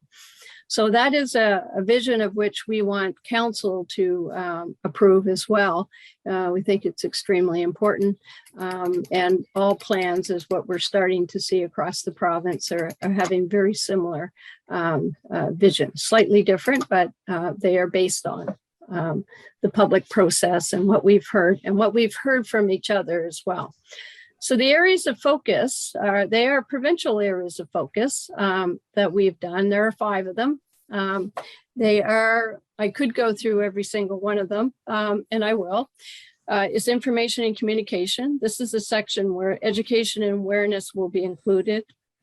We have goods and services, providing equitable access to goods and services. The built environment, I think in many times when, in terms of accessibility, we think that it's the built environment that makes it easy for people to participate, and it does. It's probably the most expensive piece, making buildings, streets, sidewalks, and shared spaces accessible to all. But all the other pieces are extremely important as well to making people with disabilities have the opportunity to live like we do, with lack of, so that there are very few barriers. Will this take time? This will take a lot of time in terms of doing it. And we're not unlike any other municipality. We've done some good things in the county, and we just need to create the plan and do a little bit more work. So employment is another area of focus. It's having equitable access. It's making our workplaces accessible and supporting people with disabilities to find meaningful employment. And then transportation, making it easier for everyone to get to where they need to go. So, and then the plan implementation is a piece that we added because we felt that it's mandated by the province, and it actually should very much be part of the areas of focus. And that includes implementation, the monitoring and evaluation. And it is a requirement that every 3 years to have the plans evaluated. Our methodology in terms of getting this going is, again, you appointed a committee in June. Our first meeting was July. In August, we were on the ground running. And we hosted 3 public meetings throughout the county in Cornwallis, Bridgetown, and Nicktaw to give a nice balance. We hosted 4 focus group sessions. We created a public survey, and it was online for 2 months. And we did general advertisements, general promotions, direct emails, word of mouth as well. And then as part of this, we did not do official facility audits. We did not have the technical ability to do that, but we wanted to do facility assessments. So we have done 25. And they will be included in the next report. So there's a lot of typing in terms of those ones. And then, of course, from a whole educational point of view for the committee and for myself and for the dialogue, is just doing the research and understanding the issues that were around and what we would actually have to achieve. So Here's some pictures of our Bridgetown public engagement. Again, we felt we had a good cross-section of people, from Special Olympics to people with mental health associations to people who are living with disabilities to join us. And this one was the Cornwallis one, the public engagement. Each one had a whole variety of different people attending. We did get a lot of good feedback. And we had hosted a meeting in Nicktaw Fire Department, and we did receive a good cross-section of people and gave us really good feedback. So that was the public consultation part. And if you received your report, you would actually seen that we gave you pretty much all the raw data. So if you ever wanted to go back and look at it, once again, that will not be part of the final plan. So when we did the facility assessments, we reviewed what we call the document on that the province acquires, is that, so we looked at what was in that report and how would you go around doing a facility assessment. So it really is the whole journey approach, which basically, if you can't get to the parking lot, if you can't park, and if you can't get into the building and get your services, that whole anywhere along the way, the rest of the way, if any one of those are broken, then somebody in a wheelchair, somebody who has a sensory issue or what have you, they're not going to be able to enjoy that service. Universal design is the concept the province talks about, is any environment should be designed to meet the needs of anyone wishing to use it, regardless of their age, size, ability, or disability. So, and one of the biggest barriers to many of these that the provincial government recognizes, as we've found with our public consultation, is seasonal maintenance, is such as snow and ice can create barriers to accessibility. But it's not just snow and ice, it's a number of other barriers. So we did 25 municipal facilities that were assessed. They are listed in Appendix E of the report. Public works buildings and the dog pound were excluded at this time, but they will be assessed in the future and they will have to be part of that. More formal audits need to be done and will be required in the future when upgrades or developments occurred. So that includes upgrades or new developments.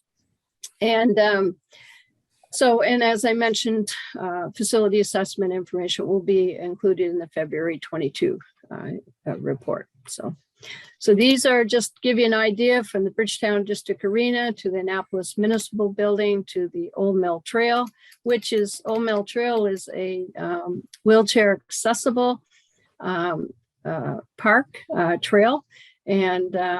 And Nicktaw Park and Playground is not. There's a few issues there, but we learned a fair amount. This one, Youngs Cove Coastal Access Park, I know John Smith, who is our chair, is on the call, the Zoom call as well, is when we first developed this, we felt that we were getting a wheelchair assisted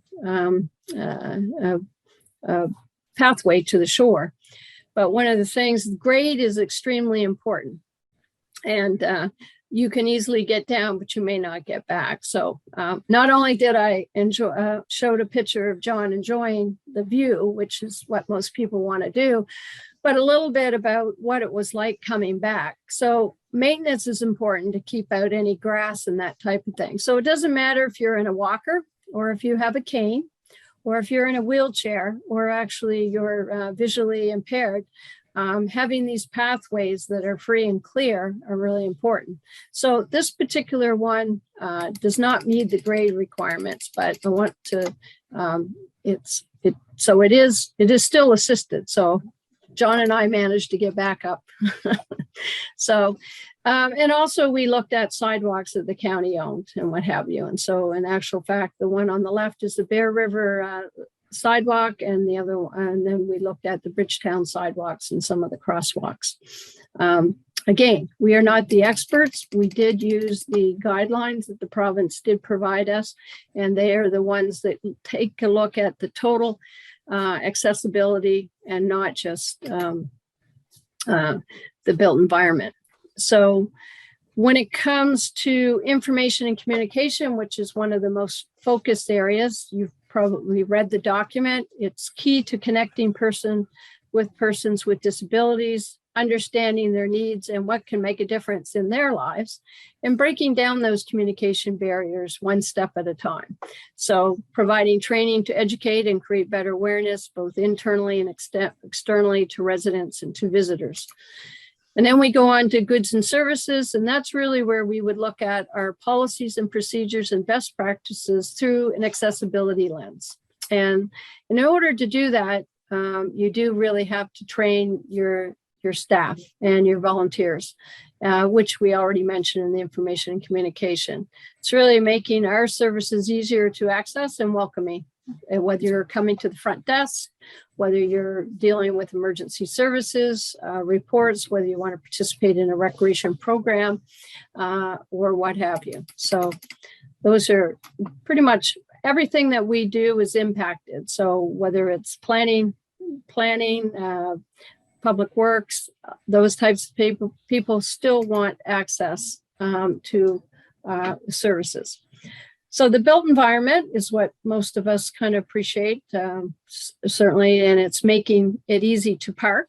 So if I was in a wheelchair, it was easy to park, have adequate space and service, a surface and a proper aggregate to launch. When we say it is when you get out of your vehicle, if you're in loose gravel, you're not going to go very far. And then so getting from the parking lot to your destination, whether you have to navigate a sidewalk, a crosswalk, and get into the buildings, into the doorways, the ramps, lobbies, to meeting spaces, to a washroom, to enjoy whatever other things safely. So the built environment goes back to that piece that we talked about, is the whole picture.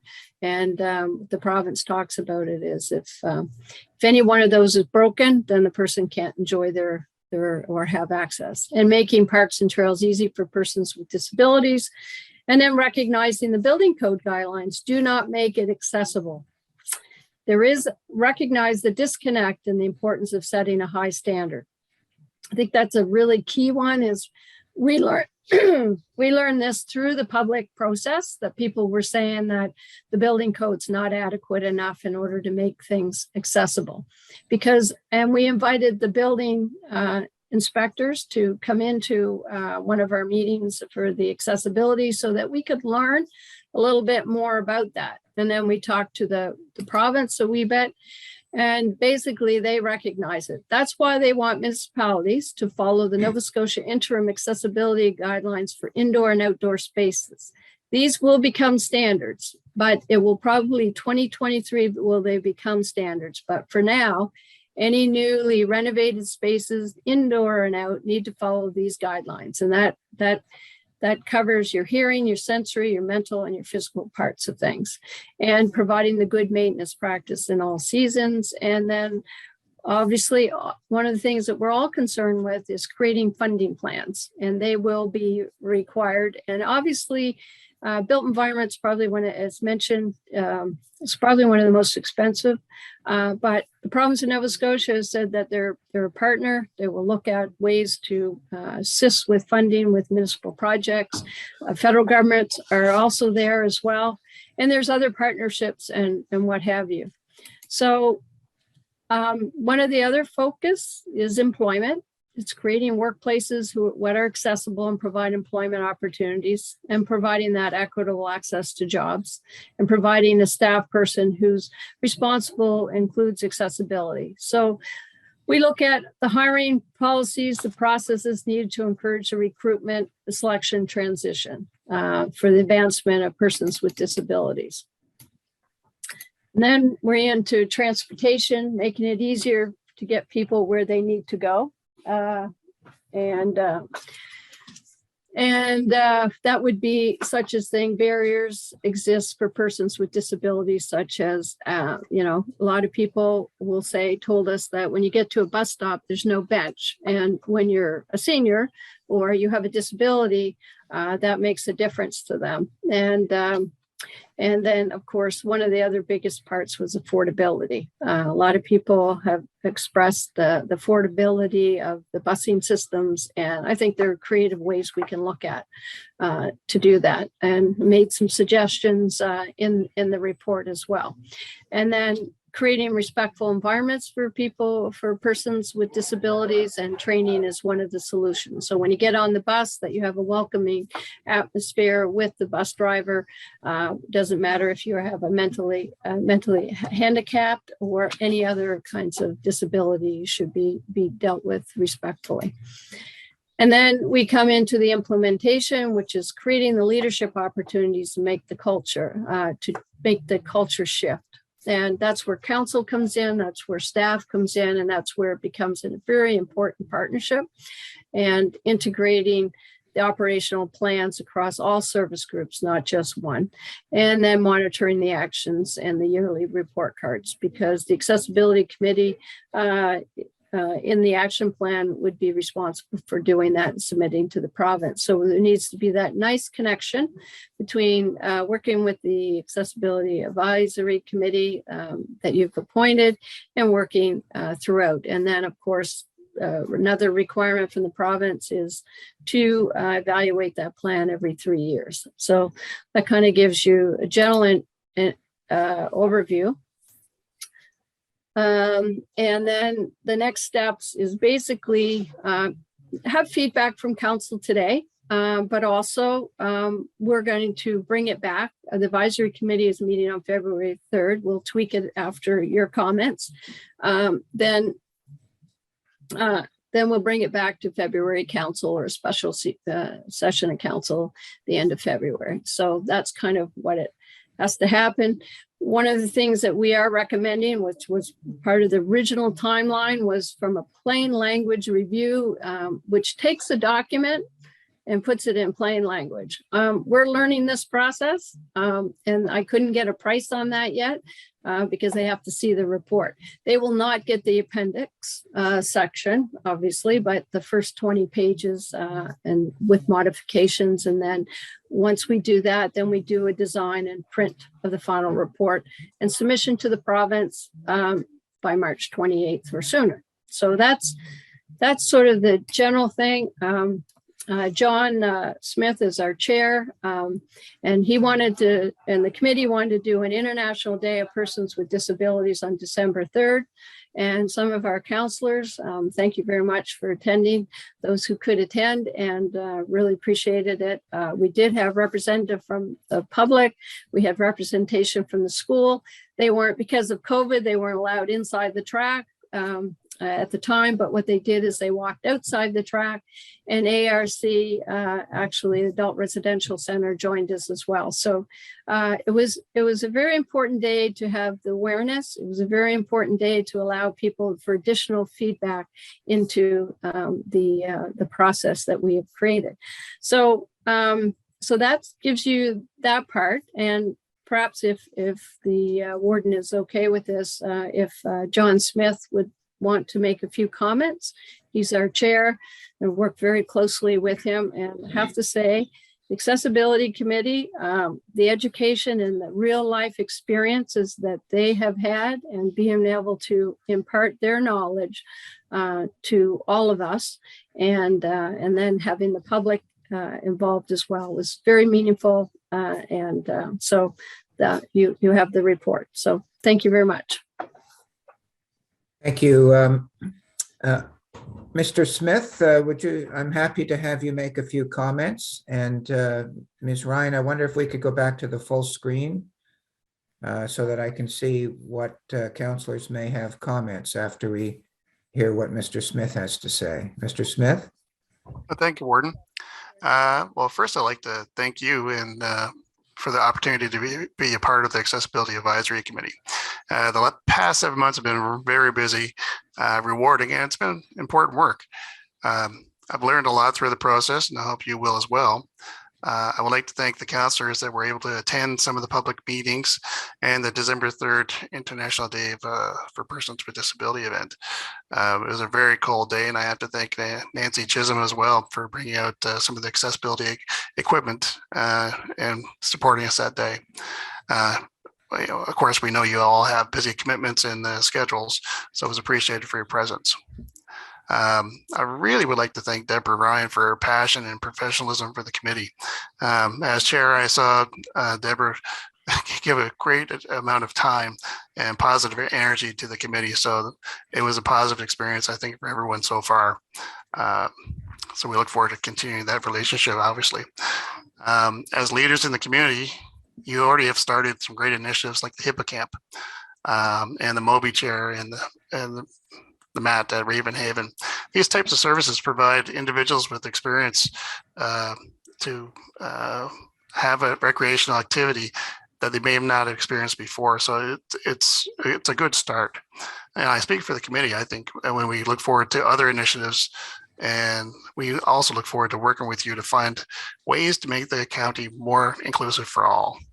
So I just want to make that point. So thank you very much for the time. Thank you, Mr. Smith, and thank you for the efforts that you personally have put forward in this committee, because I know you've been working quite hard on it. So questions and comments from the councillors. Councillor Longmire. Thank you.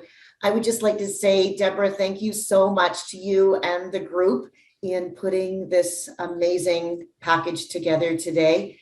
As I was reading through it, I markedly focused on the vision statement, which was outstanding. And although I know that this is going to be a ton of work, it is absolutely necessary work.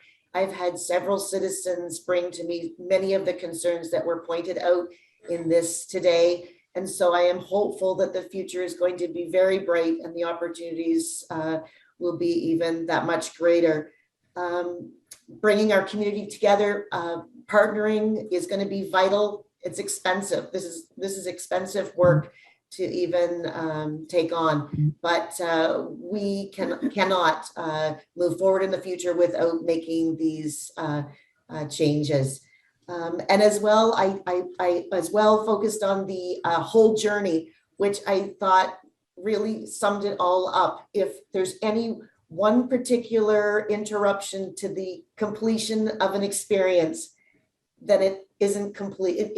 We're not doing our job. So I loved that, and I really do thank you. Thank you, Councillor Longmire. Councillor Sheridan.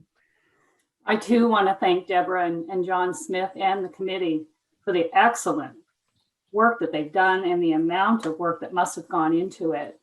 And the education piece that I take, just something simple that I picked out of your report, was something as simple as putting a planter on a sidewalk that inhibits somebody in a wheelchair, or a sandwich board on the sidewalk that doesn't allow them to go around. It's just something that we don't even think of, but really plays out with them trying to get around. So I really learned a lot myself, and thank you very much for what you've done. And maybe we need to put some simple policies in place for keeping the sidewalks clear in the summer, and things like that, that doesn't cost a lot of money to do, but we can implement immediately. So again, thank you very much for all what you've done. Thank you. Councillor Connell. Yes, I want to thank the committee. One thing that I find is that this is completely county-wide. It doesn't segregate one portion of our county. This includes people from one end of our county to the other. All of our facilities that people live near and would like to go and enjoy, and sometimes maybe there is a barrier there that could be fixed and simply fixed.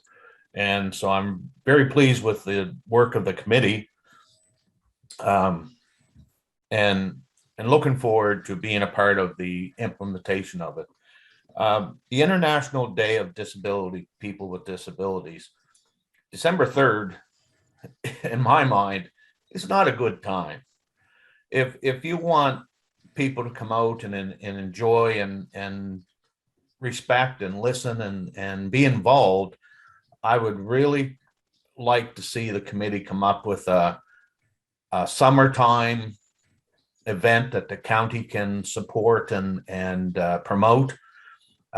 Maybe it's not the date that whoever picked the date of December 3rd to be the International Day of Disabilities for people. Maybe they lived in Hawaii. I don't know. But I think That's that what we think. but I think as a county, if we want to be respectful for the people with all sorts of disabilities, is that maybe come up with a date that we can support this initiative as a county on an appropriate time. So again, I'm very, very pleased with the work done by the committee. Very pleased with the report and looking forward to, again, we're trying to soon sit down, hopefully, and do something with a strategic plan. And this should be high on our priority to get this work done that comes out of the report. So thank you again. Councillor Hudson? Yes, I agree with all the previous comments regarding the report. Very detailed, involved a lot of hard work, and I guess we all appreciate receiving the report. In the future report that we're going to receive in February, I would like to suggest that perhaps some more definitive timelines be established for some of the things. And I suggest that basically is that in a couple more months, we're going to be going into the budget process for the 2022-2023 fiscal year.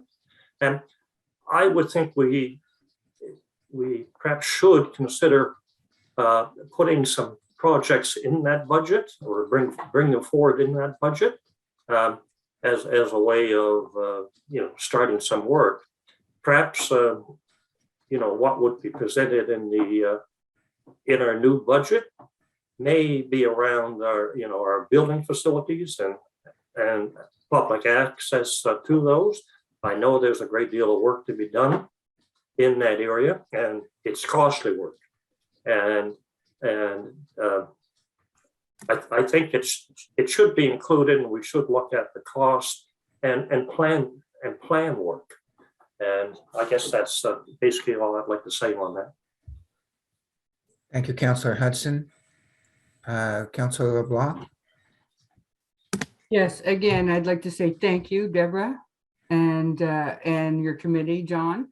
As a whole, you have worked extremely hard on every aspect of our county and for the people that live in it. So thank you very much. Your committee is outstanding. I know some of the people on there for sure, and they are quite qualified to have been able to pick and out different areas and show the way of how we can improve it.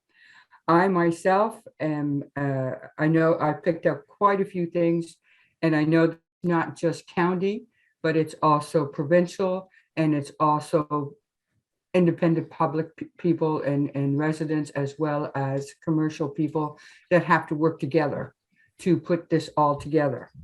I don't know if we should compile a list of, because we need to, well, a list of priorities, I guess, or a list of things we can tackle. We can't tackle them all at the same time. As Hudson says, it will be costly. But we certainly want to start from the get-go here to get some things done. So if we can accomplish X amount of things every year, we will certainly be able to hopefully put a dent in trying to get your journey completed and not having to have obstructions everywhere or around the corner. And simple things, some are simple enough that it wouldn't cost that much to implement, but others are costly. But again, it will be worth it. So thank you very much. Any other comments? Deputy Warden? Thank you. I found it very interesting that you mentioned the dog pound. That's seldom used. It's is the province following along there? Are they making their own recommendations for all of their properties is one of the things. But my question, are the recommendations that are being brought forth by the Accessibility Committee, it is a requirement that the province, is it a requirement by the province that the recommendations by this committee be followed? That's a simple question there. And if so, it could be really expensive for the county.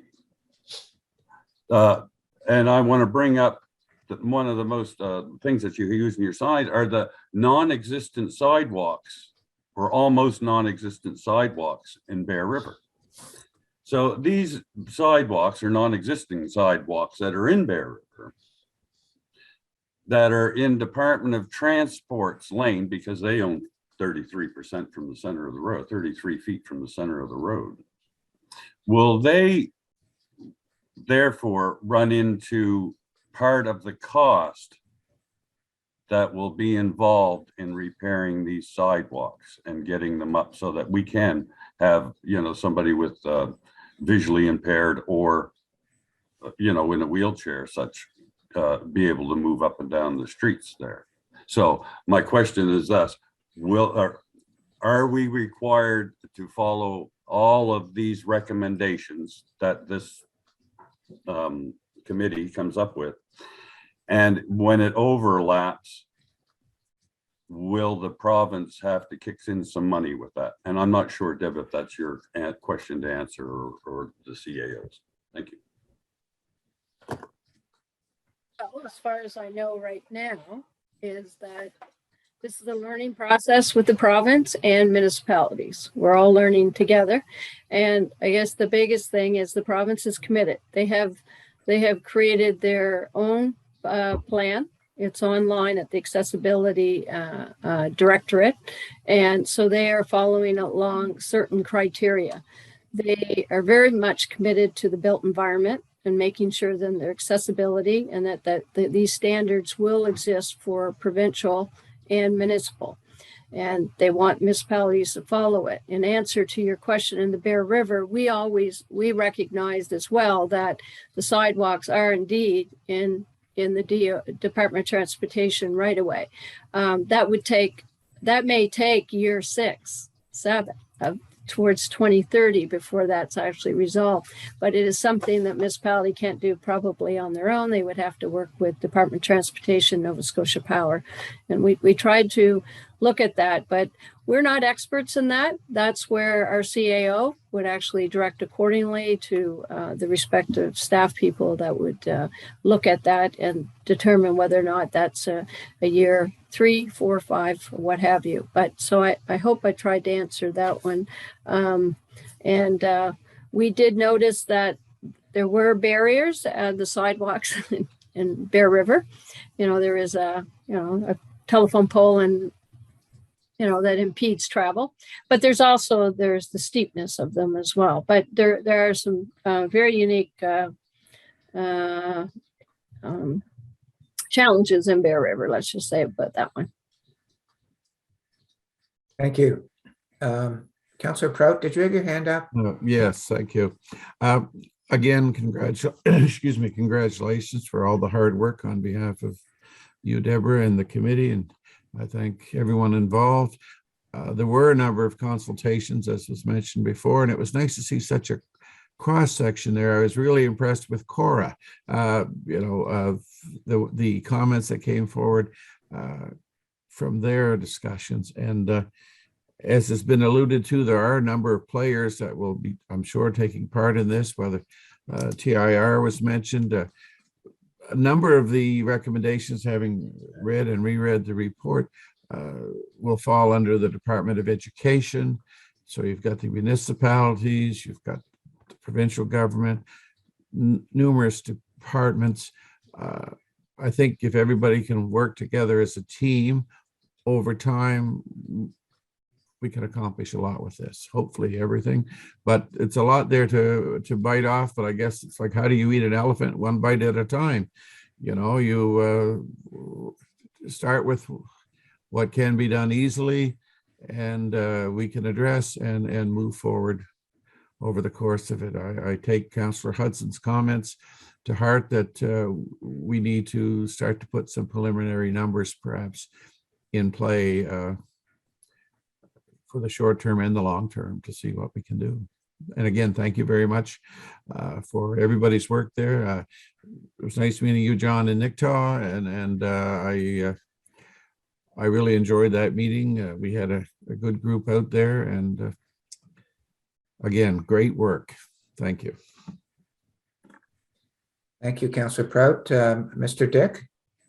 Thank you, Mr. Warden. I just wanted to respond to the question that Deputy Warden Gunn had in terms of responsibility from the province and responsibility from the municipality. These guidelines have to be implemented by, I think it's the year 2030, but certainly going forward, we're going to be considering accessibility issues in things that we're doing internally. And to give you an example, if we go ahead with the renovations in this building, we will be considering the accessibility issues, with the exception of possibly the elevator, which would be a requirement in a new building for people to access, multiple stairs. Certainly in terms of our strategic plan, and we've talked about this briefly, but this will certainly be a consideration when we finally get to developing a strategic plan, and certainly on a go-forward basis when we talk about, setting up RFPs and tenders and documents of that nature. Certainly the accessibility component will be something that we'll be addressing in all of those documents as well. Thank you. Councillor Bartow, did I see your hand up? Yes, thank you. And thank you, Deb, and all your committee. So obvious that you've put a lot of time and effort into getting to this point, and you're not done yet. I think that this is a policy. This is, and it's not going to pinpoint all of our issues in the county in your report, but because there's a lot of other things that can be obvious that just haven't been reported, or they will creep up in the future. I guess once the policy is in place, we will just submit any things that we find separately to the CAO or some way to get it on a list and see where it goes from there. I know there's an item I'm thinking of that I was brought aware of in Granville Ferry that has an accessibility issue with sidewalk. I would like to get that on the table at some point, but I'm not sure. I don't think that this is the forum to interject it. But at some point, when there's a list being developed of things that we're aware that need a little attention, I want to submit a little more information on that. Basically, a non-existing sidewalk which interrupts the complete flow, and there's a danger with traffic, with people that could be walking out in the road, and related to students at the school.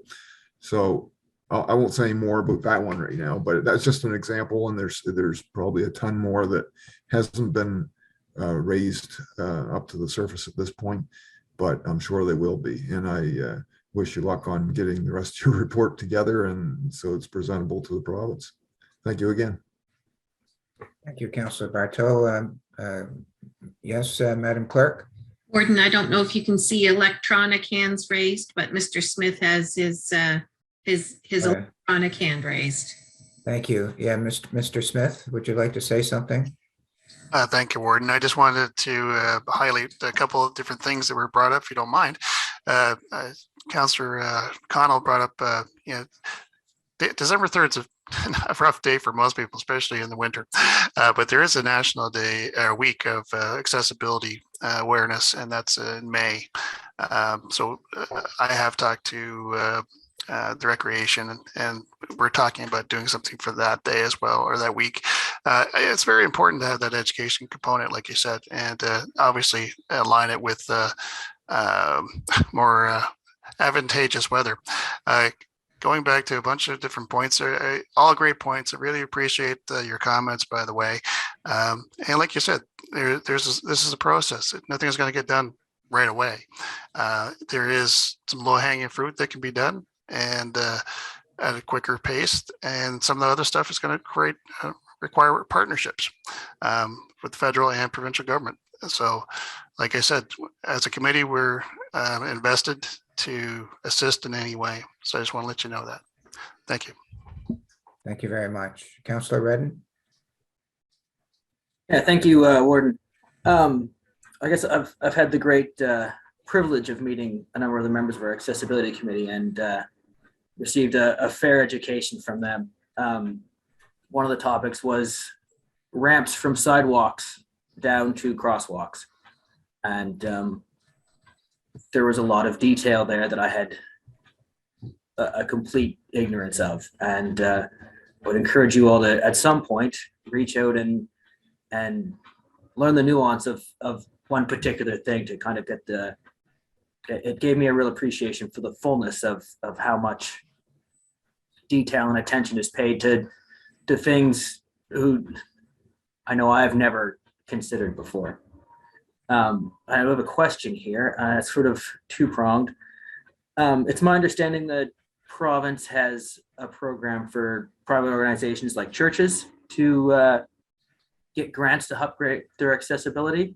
I'm kind of curious, Ms. Ryan, if you know if that's a new program to go along with the overall accessibility process, or if it's something that's always been there. And have we thought about how we're going to, or if we're going to integrate this with our own grant, not the province's grant program, if we're going to integrate our accessibility stuff with our own grant program about facilities?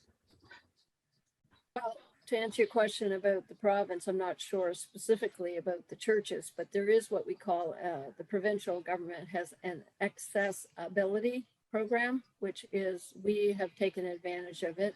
We received money for the Moby mat and the Moby chair at Ravenhaven. We also, I understand, applied for some funding for the library. And so they received funding for that.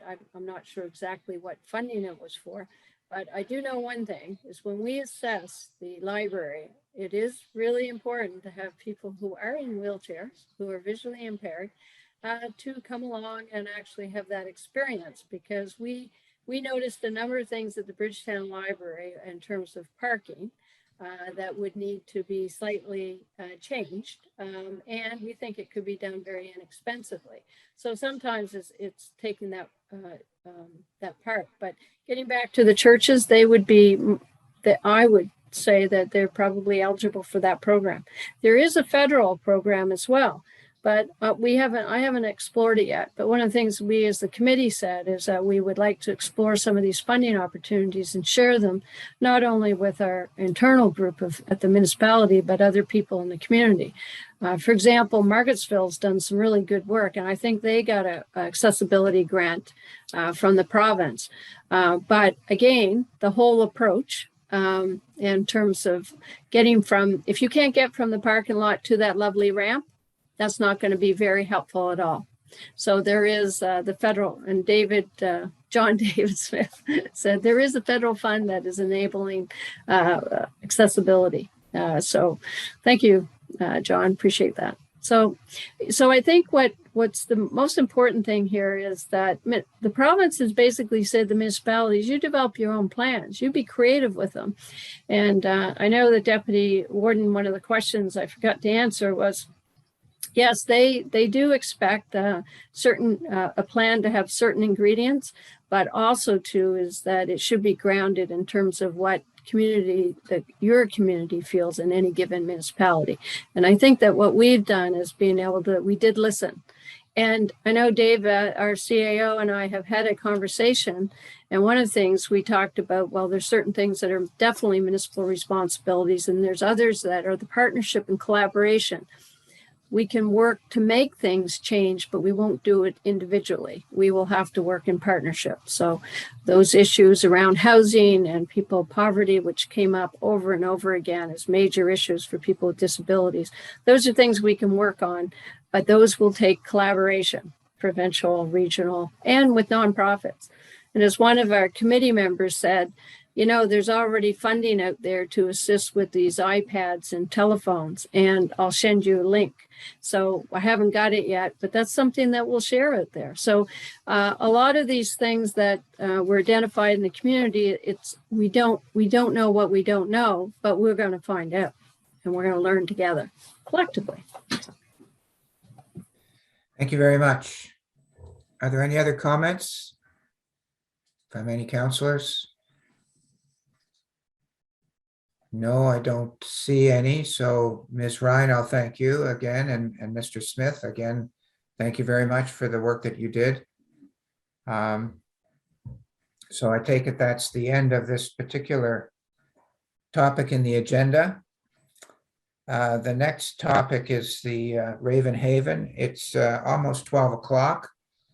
So I suggest that we break for lunch. 45 minutes, sound all right for everybody? Do I see some nodding heads and a thumb up? Okay. 45 minutes, we'll come back at 1:45 to finish off the meeting. Thank you very much. Thanks for your patience, everyone. Welcome, everyone. This is the continuation of the special committee of the whole meeting for the municipality of the County of Annapolis after our lunch break.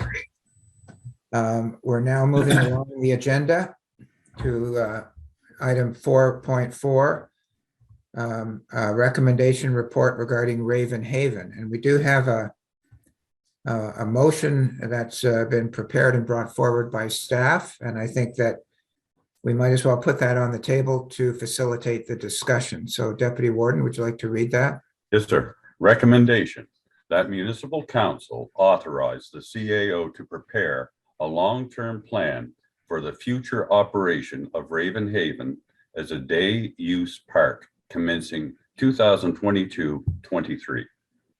Is there a seconder for that? Councillor Sheridan seconds. Discussion. We have a lengthy report setting out the background of Raven Haven. It's in the packages for the public that are watching. It's been distributed. There are a number of options presented. Any comments from council, questions? Councillor Sheridan. I would like to support this recommendation. Just in the past, just to give other councillors some history of it, we have had a couple of meetings in regard, we called them workshops with Raven Haven. We went out and visited Raven Haven. Staffing happens to be an issue with them trying to keep it open full-time as a campground / 24-hour service or whatever. It's a long drive for trying to get somebody to work the canteen even. It's a burden to the staff, in my opinion, to try to keep it running fully. I think it was successful last year with the being a day park. Financially, it is much to our benefit to run it as a day park, as opposed to upgrading all the cabins that need extensive work. I'll leave it for the rest to discuss, but I just wanted to give that much information in there. Thank you. Other comments? Ms. Campbell?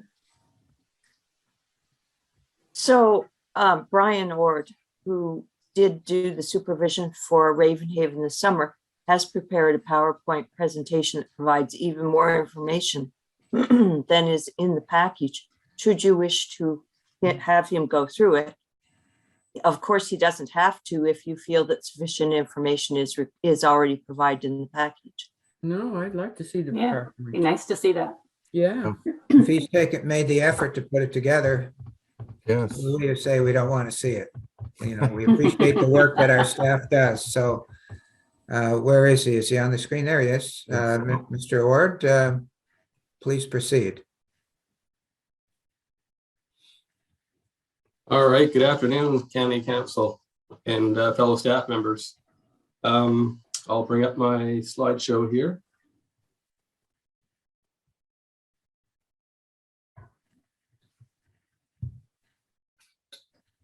All right, as mentioned, you're all given a copy of the recommendation report to review. The following presentation has been prepared to provide counselors with some background information, hopefully allow you to decide on the future and long-term planning for the operation of Ravenhaven Beachside Family Park. In this presentation, I'll throw out 4 options. We're not as well as seeing your talk- presentation, Brian. What's that? We don't see your screen. We do not see your screen. Okay, just 1 second. Yeah. Try this again.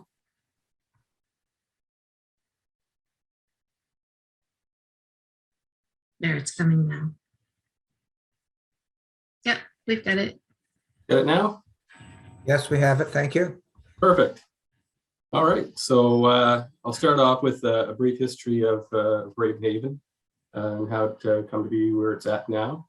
When CFB Cornwallis officially closed the property and all of its assets, including Ravenhaven, were transferred to Cornwallis Park Development Agency, now known as the Annapolis Basin Conference Center. In '97, the development agency agreed to transfer Ravenhaven to the municipality, County of Annapolis, to be retained as a public recreation facility, and it's approximately 4 acres. Both the development agency and municipal council recognize the importance of protecting access to one of the more popular lakes, as well as value of its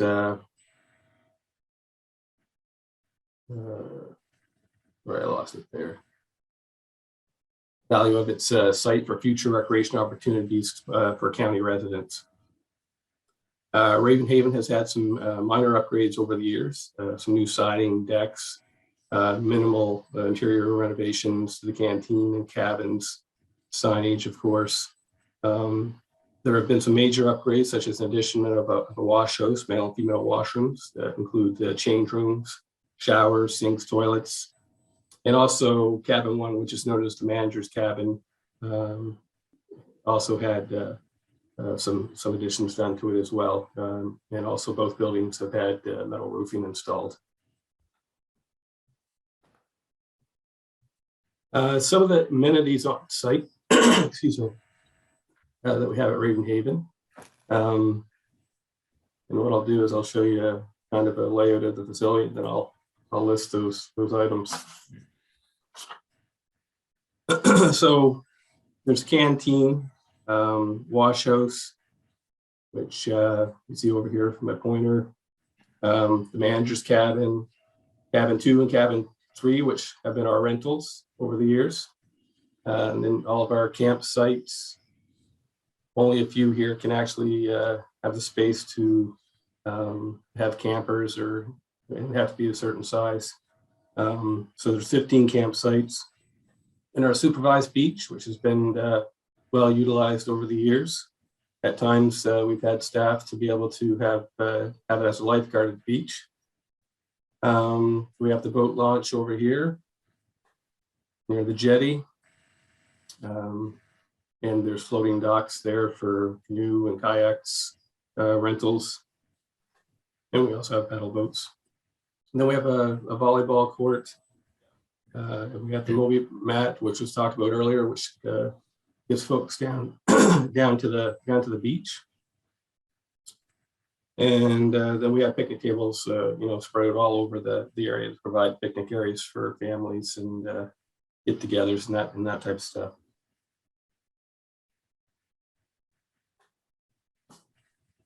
So the current state of the facility, last few years. Due to COVID, it's been operated as a day use only park. Some services continued, like canteen, picnic area, swimming, which was unsupervised, canoeing, kayaking, paddle boats, public boat launch, washrooms, overnight accommodations did not operate during this time. And in that time, there's been inspections done by the chief building inspector, municipal operations technician, and recreation and parks and trails staff to do a bit of an assessment on the facility. The infrastructure is aging, and the electrical wiring of the main building is in poor condition. some buildings are in need of major repairs, replacement, or demolition. Brian, may I ask you a question? Sure. Yeah, but with the washrooms, are they serviced with a septic system or are they or something else? Yeah, we have two options. We actually have a couple outhouses, but we also have a wash house facility that's full septic. Like I said, and it also has showers when you're more operational. There was also coin operated showers there as well. Okay, thank you. No worries. So next few slides, I'm going to go through quickly because you already have the documents, the facility assessments on different aspects of the different buildings out there.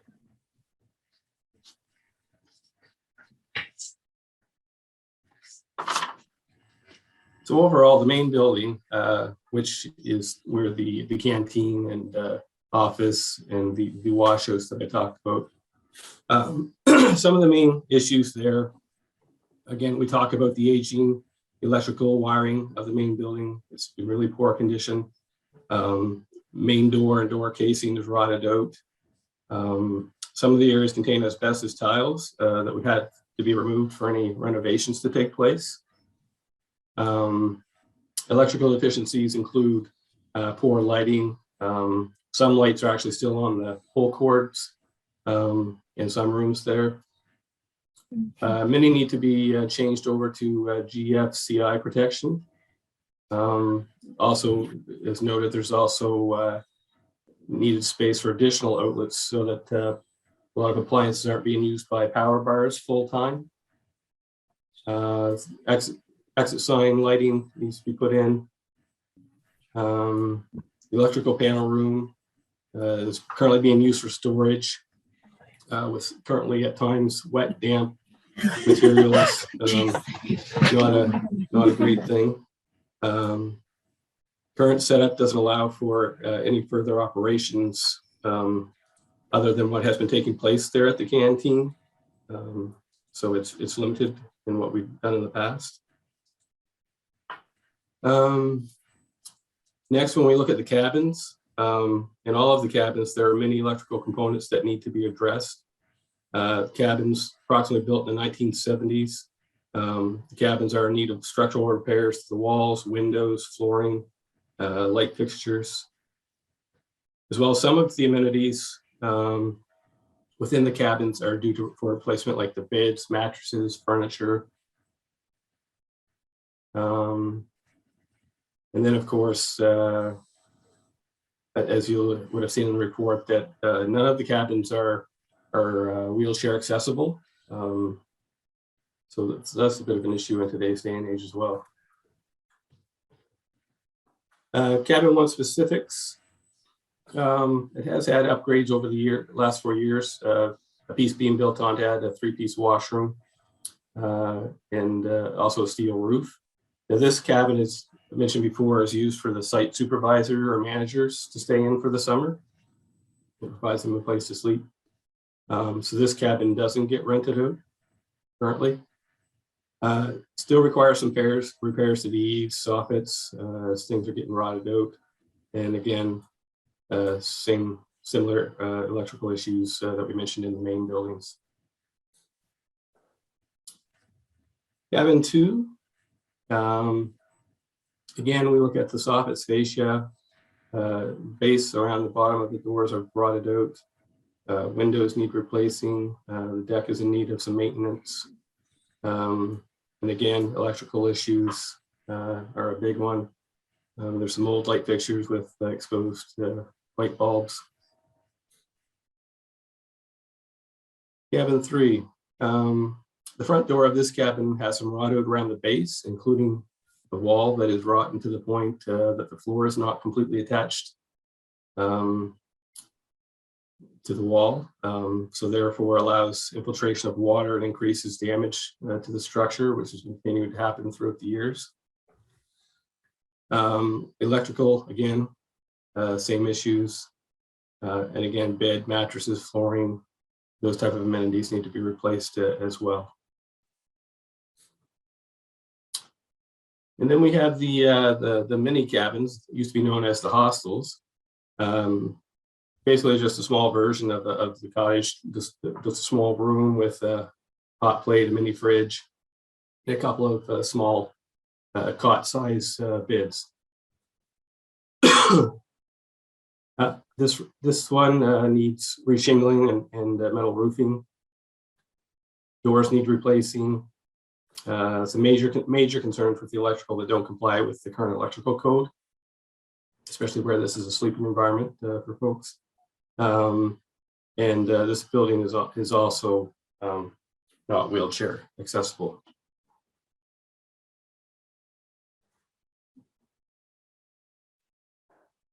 Some of the other buildings, I should go back and say that the cabins 2 and 3 also need, I don't know if I mentioned, but they also need to be redone. The roofs either reshingled or new metal roofing put on.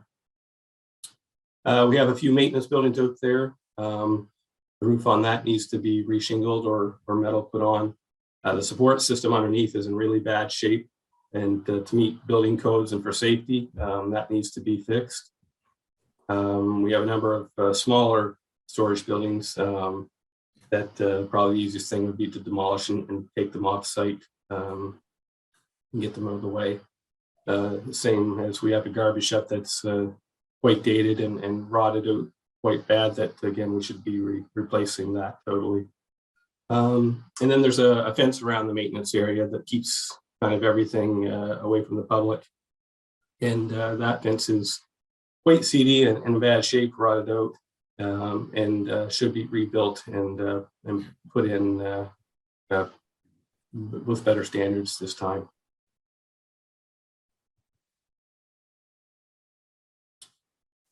So just some other general items.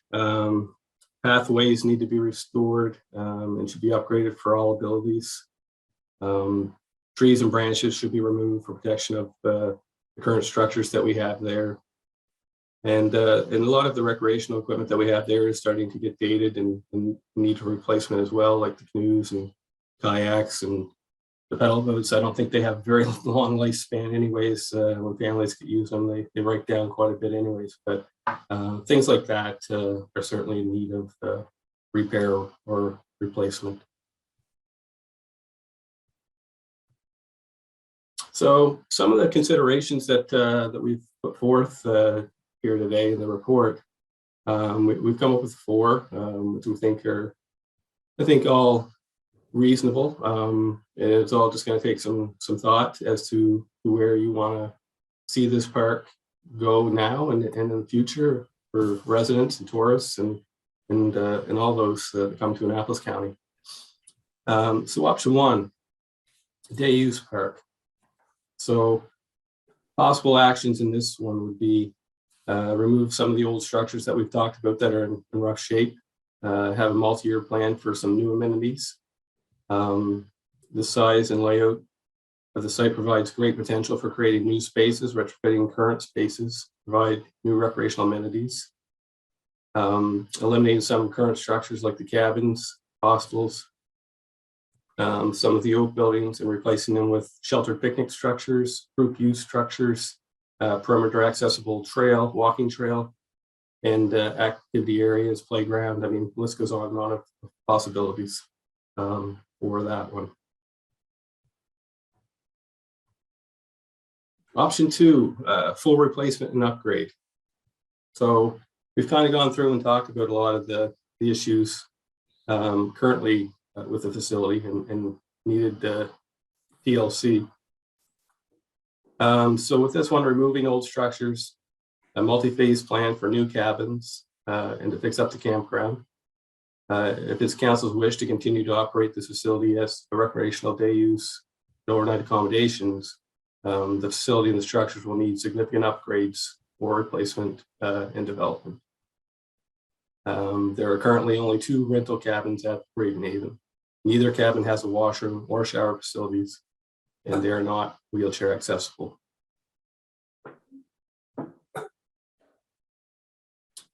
Option, excuse me. Option 3, divest ownership. So possible actions here would be to extend an offer to Annapolis Basin Conference Center to assume ownership of the facility. And I believe in your packages, I had included the quote from the agreement that had said that the grantor in writing first refusal the purchase of the property if the grantor decided to sell the property at some future date. So that would have to be a discussion between the CAO and folks down at ABCC on whether they have any interest in Ravenhaven taking it back over again and that type of stuff. The other option for that one would be to, if they weren't, would be to offer the property for sale through a real estate broker. And option 4, the municipality could lease the facility in full or parts to an external operator to take over the operation and make some changes and hopefully make it pretty for the residents and tourists that want to come here. So we did put in some of the financial implications most recent years. So recently, ABCC has been advised that Camp Acadie cadets will not be returning to Cornwallis Park in the summer of 2022. This will result in a lost revenue of the amount of $13,000, which they gave to Ravenhaven annually to allow for cadets to go do some training, leave their canoes and stuff there, and come and enjoy their time at Ravenhaven. That would also reduce canteen sales a fair amount because when the cadets came, they brought some money with them and they looked forward to getting some snacks at the canteen. So those revenues would be lost as well. So based upon the option chosen by council, costs will need to be fully examined and a comprehensive budget developed. You can see here some of the net losses in most recent years. A little less the last 2 years due to COVID and it being day use only. But when we were full operation, you can see it's anywhere from $40,000 to over $50,000 per year. So.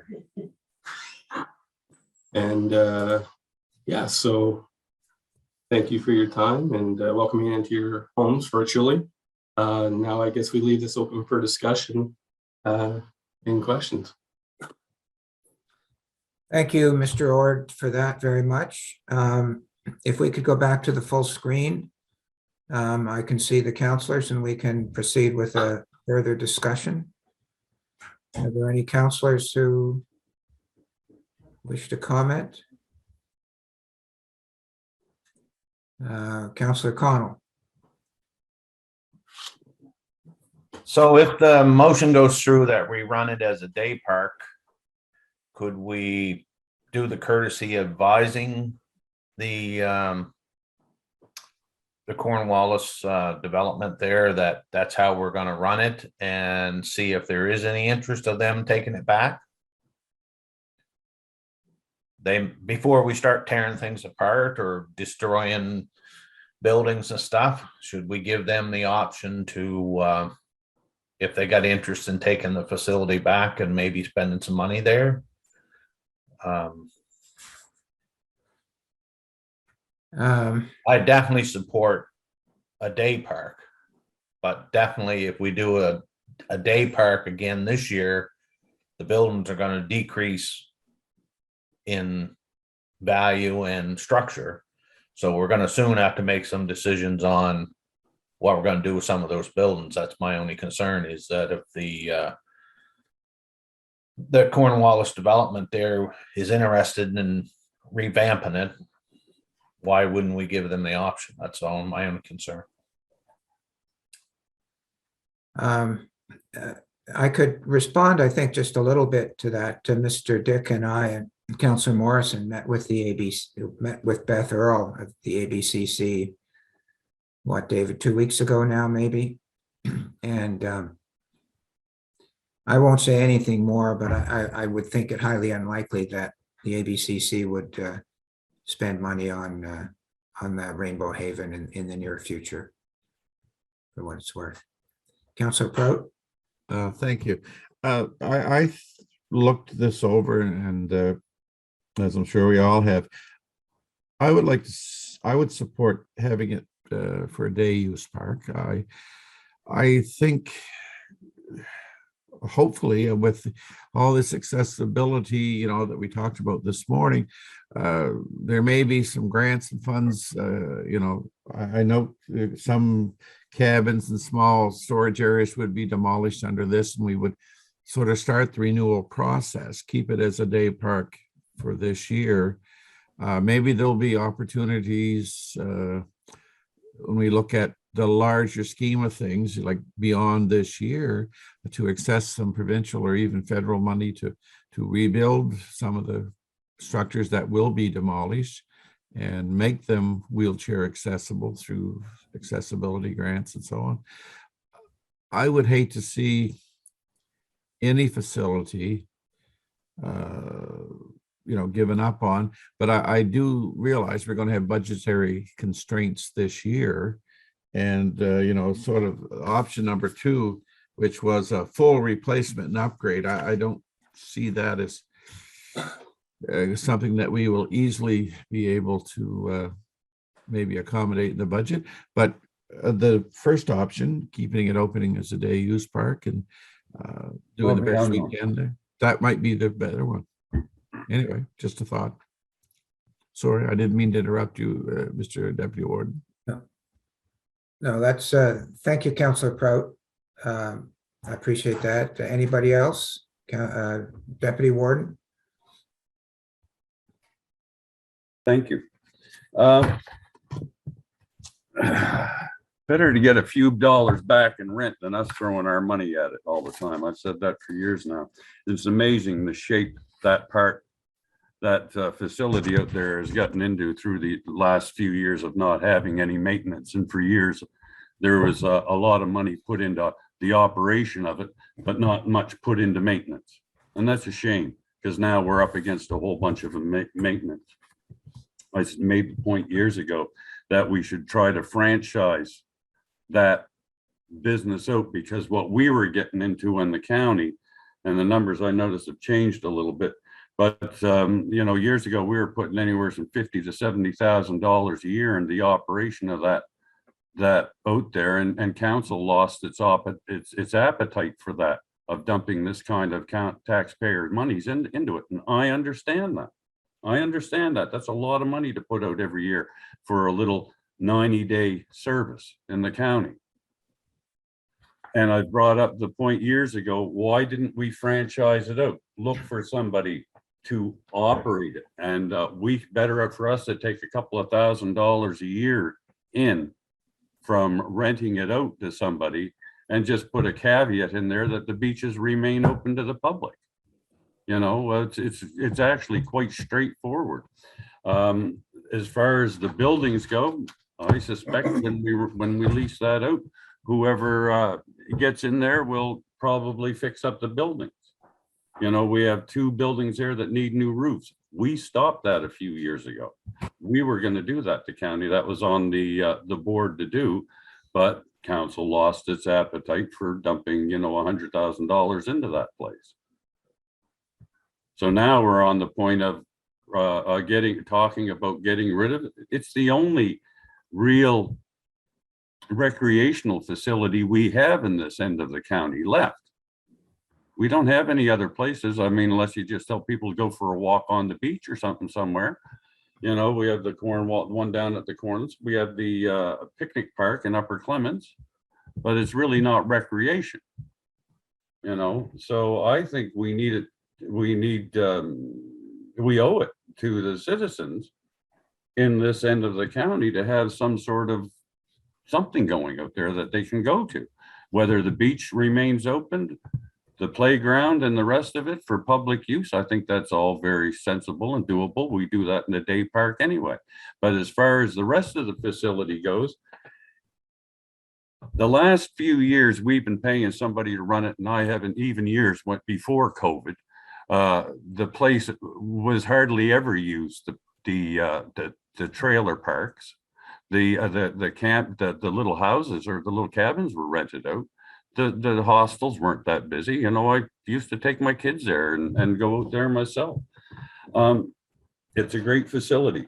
We should do all we can to keep it for the county.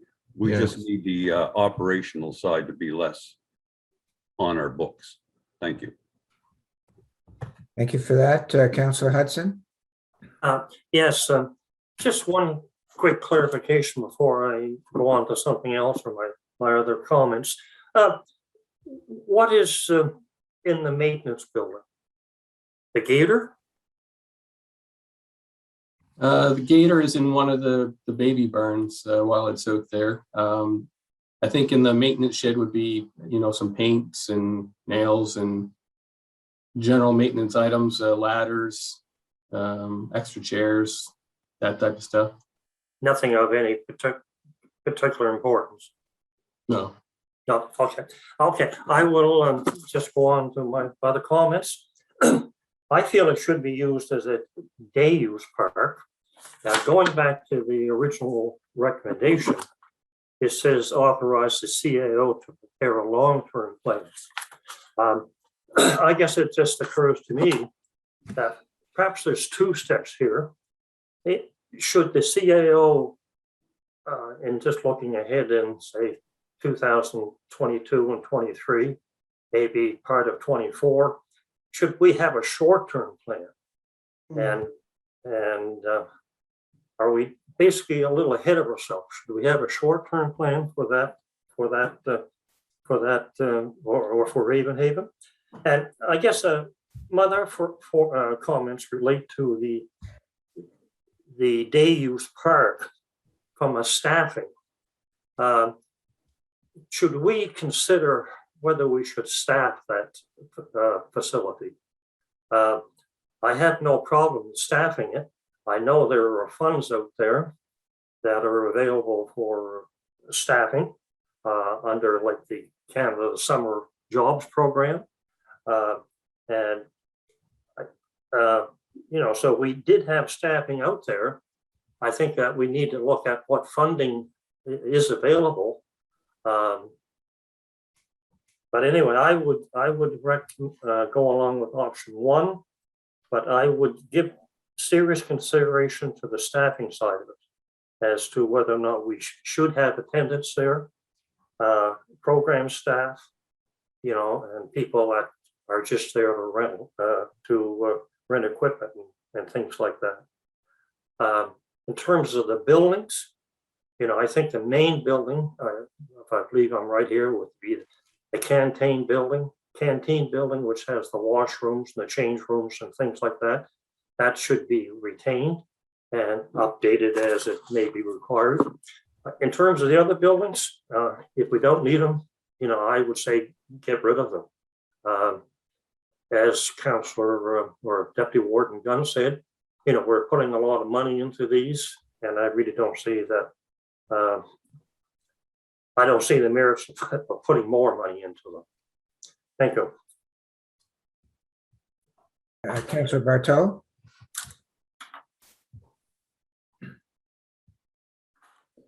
You're muted, Councillor Barto. Sorry about that. Thank you. I guess I'm basically on track with prior councillors' comments. I think the option one for the day use would be the preferable option. And we don't need to retain infrastructure that is rotting away and requires money to put into it, which we're not going to get any return on. Having said that, I think we need to analyze how we use it. If the washrooms are there, which would be required, you can't have people find a tree somewhere. You need to have that facility there. So minimal staffing, I guess. And as Councillor Hudson mentioned, there's programs out there for summer employment that we could take advantage of too. But as far as getting rid of all the rest of the buildings, I think that we need to get rid of all the redundancies, except we have to think about where are we putting the canoes and kayaks, and we need a storage structure for those items, to get them in out of the weather, undercover, and then we can look at the rest of it. But I think, looking at it minimalistic, as far as, does that mean that if we have staff on site, do we run a canteen or don't we? Like, is that an extra that we would have involved with that? Is that going to create extra staff required to service that? I think that just to sum it up is option one. I'm strongly for option one, just keeping it as a day use park. But with we do have in Bridgetown canoe rentals or kayak rentals. I could see even having it at the Annapolis boat launch. We could increase our physical activity of people and spread around the county some. But I think we need to keep this one just as a day use for that area, and people will travel quite a long ways to get there as well. So I think that's my opinions at this point. As far as coming back with developing a long or short-term report, I think that we probably, if we make that decision, we'd want to see a budget produced, and we'll go from there. Thank you. Thank you for that. Mr. Ord, did you want to respond to a comment by Councillor Bartow? Yes, he mentioned a spot for the canoes and kayaks and things like that. With talking with other staff, just felt that we could turn the mini cabins or hostel into a storage building that would be very suitable for doing just that. Thank you for that. Councillor LeBlanc? Yes, thank you.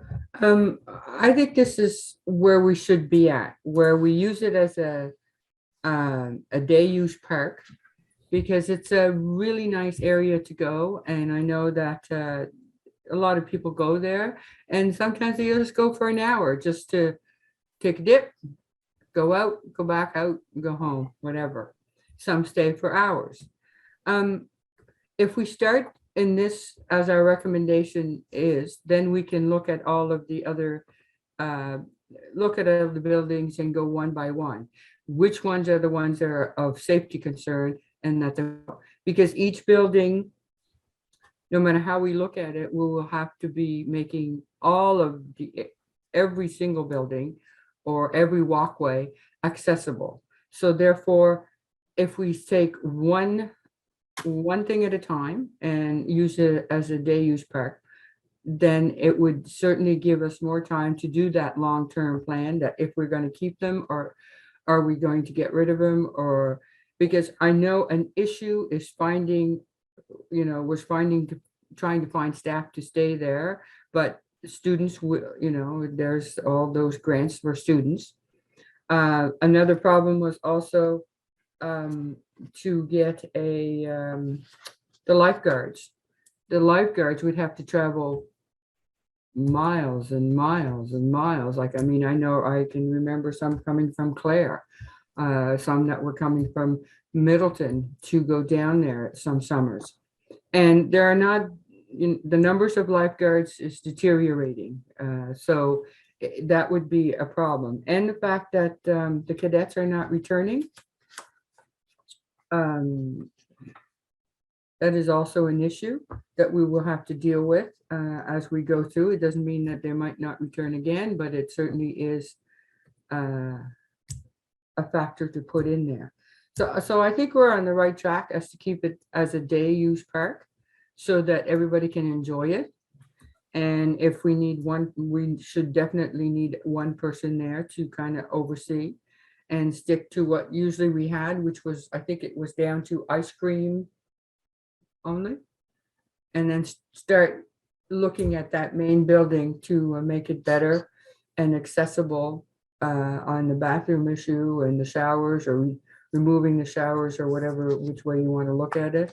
In the summertime, they could shower, just, I don't know, that would be a problem if they want to shower after getting out of the water. But that's issues that we can certainly look at. And there's a lot of excellent ideas here that can be done slowly and methodically so that we can improve it. I don't know that too many people rented the cabins. I know at one time there was always people parking and leaving their campers there for the week, but I don't think that when it's a day use park, I don't believe that they are able to do that. So I think slow and steady, so we can see what we can do with this, because it is an asset to the county and to the residents. So I'll approve the motion as is. And thank you, Brian, for such a great evaluation of every single building that's there and what needs to be done. My last thing is a question. Did I read anywhere in this paper that we are having trouble, that we have to have new canoes and new paddle boats? And did I see that, or did I dream that one? Yes, you did, Diane. It's on the last page. Okay. And it basically says some of the current recreational equipment is broken down and needs replacing. And it mentions particularly paddle boats and kayaks. Yeah. So that's going to be another thing that we're going to have to look at if we have rentals. And they're usually free rentals, I believe, at this time. So that's something else we're going to have to look at. Okay, thank you. Thank you. I see a couple of hands up from counselors that have already spoken. Is there any counselor that has not yet spoken that wishes to speak on this topic? Counselor Longmire. Thank you. First, I'd like to say thank you, Brian, for adding to the report. It was really helpful. I do know that the lifeguarding issue, and I do agree with so much of what has already been shared here. I know the students in the past have really enjoyed working out at Ravenhaven. It certainly has been a huge asset to the area. With regards to open water, it was one of the very few areas where guards could come and be trained in open water lifeguarding. And so that will be and could be a serious loss. I'm always hopeful that there's ways we can rejuvenate or renovate or raise up these spaces to the future. And I'm definitely on side with the day use. I liked what Councillor Hudson had shared about the short term, and then perhaps maybe a longer term once we get through these next few years. Accessibility is certainly a priority, and we are going to have to do a lot of work. And so probably now better than not, the buildings areas there that are not in good shape, all of the renos that are necessary, it would probably be best to remove that and then replace as we can in the future if that does present itself. I know the cadets not returning, as Councillor LeBlanc has said, that's definitely going to be a huge loss. But perhaps there's other groups out there that might reveal themselves as we move forward. Thank you. Thank you. Anybody else that hasn't spoken? I'll just say for myself that I'm supporting the motion that's come forward for all the reasons that all the counselors have said. So if I can just say that as succinctly as I can. So I'll go to Councillor Hudson. Yes, I'd just like to address a couple of things that were previously mentioned. In terms of lifeguards, and there is a concern there. I think if someone did a survey, you would find that finding qualified lifeguards is a problem. I think all the pools up and down the valley, if you surveyed them, you would find that they are having increased problems finding and employing qualified lifeguards. I know here in Bridgetown that we normally run a staff of 5 at the pool. We were only successful in hiring 2 people last year that were fully qualified. I will like to direct my next question to David. David, do we apply for funding under the, say, the Canada Summer Works Program or Summer Canada Summer Jobs Program for staff at Ravenhaven? Yes, we do, Counselor. Have we submitted an application this year? We're just in process of drafting up some applications as we speak. Yeah. Do you realize the deadline for that is today? Yes. My last thing is I fully agree with option one and all of what's contained in that. But I would recommend that we operate it as a day use camp. However, without any staffing, on-site staffing. And the question, someone will say, well, there's maintenance. Yes, there is maintenance. And I guess my suggestion there is that we have staff that do maintenance on our, say, our outside areas for the summer. And, you know, when these people travel about the county doing maintenance work and so on and so forth. And I don't know why those people couldn't, or Ravenhaven couldn't be added to their list of areas to work on. Thank you. Councillor Prout? Thank you. I'm curious, just to follow up on Councillor Hudson's comment. When you say no staffing, did you include the canteen in that? I note that the canteen is in a pretty well a break-even proposal, from what I can tell from that chart. And I would suggest that having a canteen there would draw a lot more people out there. Whereas if I'm just looking for clarification, David, if that's what you meant. Yes, the staffing could include the canteen staff, but I guess if you look at page 5 of 9, you'll see the some information on the canteen. Yes. You will see that the cost of sales for the canteen, and that's just buying the chips and chocolate bars and so on and so forth, was $1,409. And the proceeds from all those sales were $1,479. So it's certainly not a moneymaker by any stretch.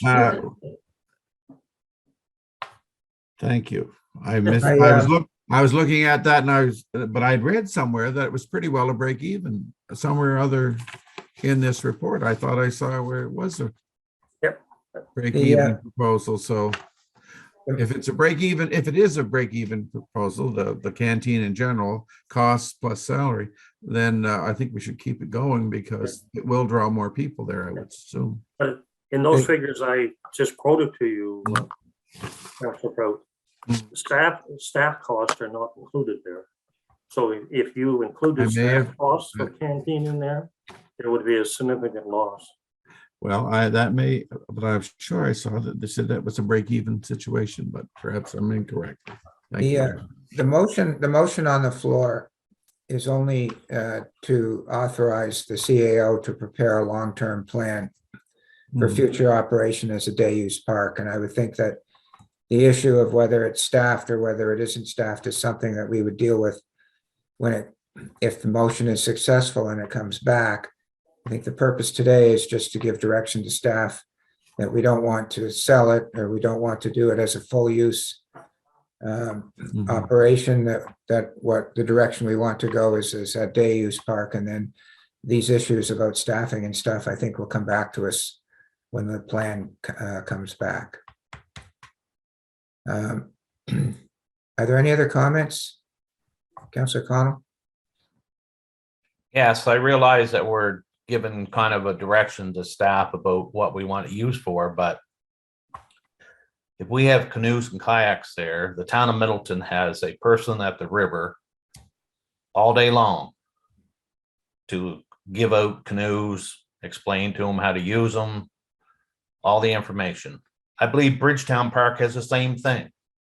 When someone comes down to Bridgetown, the kayaks and canoes aren't just left out there for people to grab and run.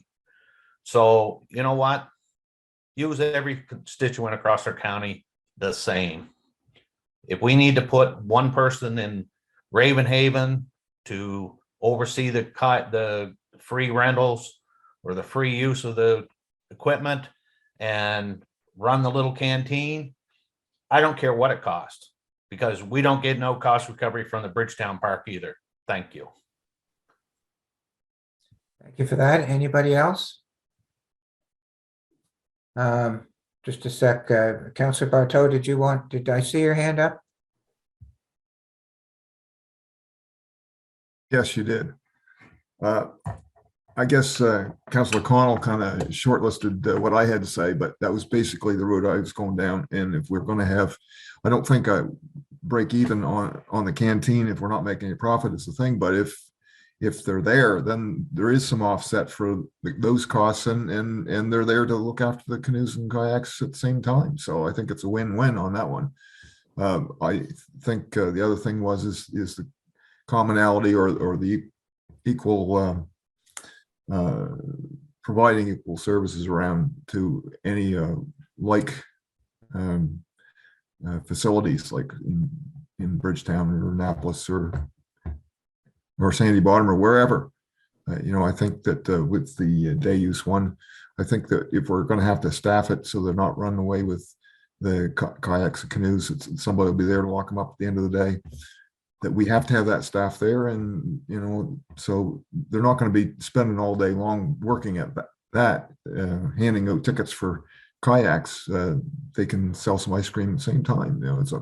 It's a keep them occupied. Anyway, I think that's all I had to say. Thank you. Deputy Warden. Thank you. So I'm all for this motion. That's this recommendation that's on the board. Don't get me wrong. What I would like to add is just add to that a little bit, and not even add to that, but just put an idea out there that yes, we run this park as a day park this year. We let people use the kayaks and the canoes and maybe sell. It's too bad it's ice cream, but something out of there. The thing I would like to see though, or like not to see, is all of a sudden go out there and start tearing all the buildings down. And the reason being is that I believe that, if there was an RFP, request for proposal, put out, that people would respond to it. And we maybe end up getting in the position of being able to lease that out year in, year out. Somebody might need those buildings. They might, what it costs. A building is a pretty cheap thing to tear down. Pretty cheap thing to tear down. To pick up and move away, still pretty cheap thing. But to go and build, and now we have to come up with this and that, to meet all these qualifications is quite a lot. So before we go tearing all the buildings down and changing the use, let's run it this year as a day park, the same as it's been the last couple of years. But let's look at in the future of putting an RFP out there and see if we can get somebody that'll actually give us money to be able to operate it and turn it into a business. Thank you. Ms. Campbell? And I'm certainly not trying to indicate that that's a bad idea, but I would remind those that might not be aware that we did try doing that 4 years ago and 3 years ago and got no takers. My worry would be is if we didn't have any interest 3 or 4 years ago when the facilities were in better condition, we might be less likely to get interest now. So I'd like to, is there anybody else? I detect a consensus around the table. So unless there's something else, I'd like to call for the vote. I'm looking around, don't want to cut anybody off. Oh, Councillor Hudson, you have spoken twice. You have something short? Yes, just regarding the recommendation, I guess I would like to propose an amendment to the recommendation. I would say authorize the CAO to prepare a long-term plan for the operation of Raven Haven as a day-use park commencing 23-24, and for the CAO to present us with just a recommendation regarding the operation of the Raven Haven Park for the year 2022-23. To me, there's a long-term aspect here than you have a short-term aspect, right?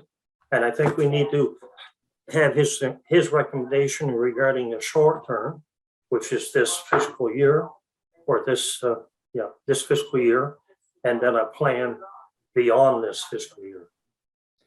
Did you, Madam Clerk, did you get that? You didn't, I didn't think so. It went on. Maybe I did. You know, give us a shot, what you've got. To amend the motion from 2022-23 to 2023-24, and for the CAO to present a recommendation regarding the operation of Raven Haven Park for 2022-23. Is there a seconder to that motion? That amendment, I should say. Deputy Warden seconds it. Is there any discussion with respect to the amendment? Councilor LeBlanc? Thank you. I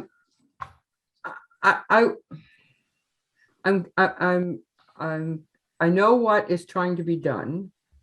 I'm not sure that it makes a difference, because when you're indicating long-term, it will certainly give us this next summer on what should be done, which is short-term, because it's going to be long-term starting immediately for this summer and the next summers thereafter on a long-term basis. I don't see that there's a need for saying that it needs to be done for short-term, but I guess I can be convinced. Councilor Sheridan?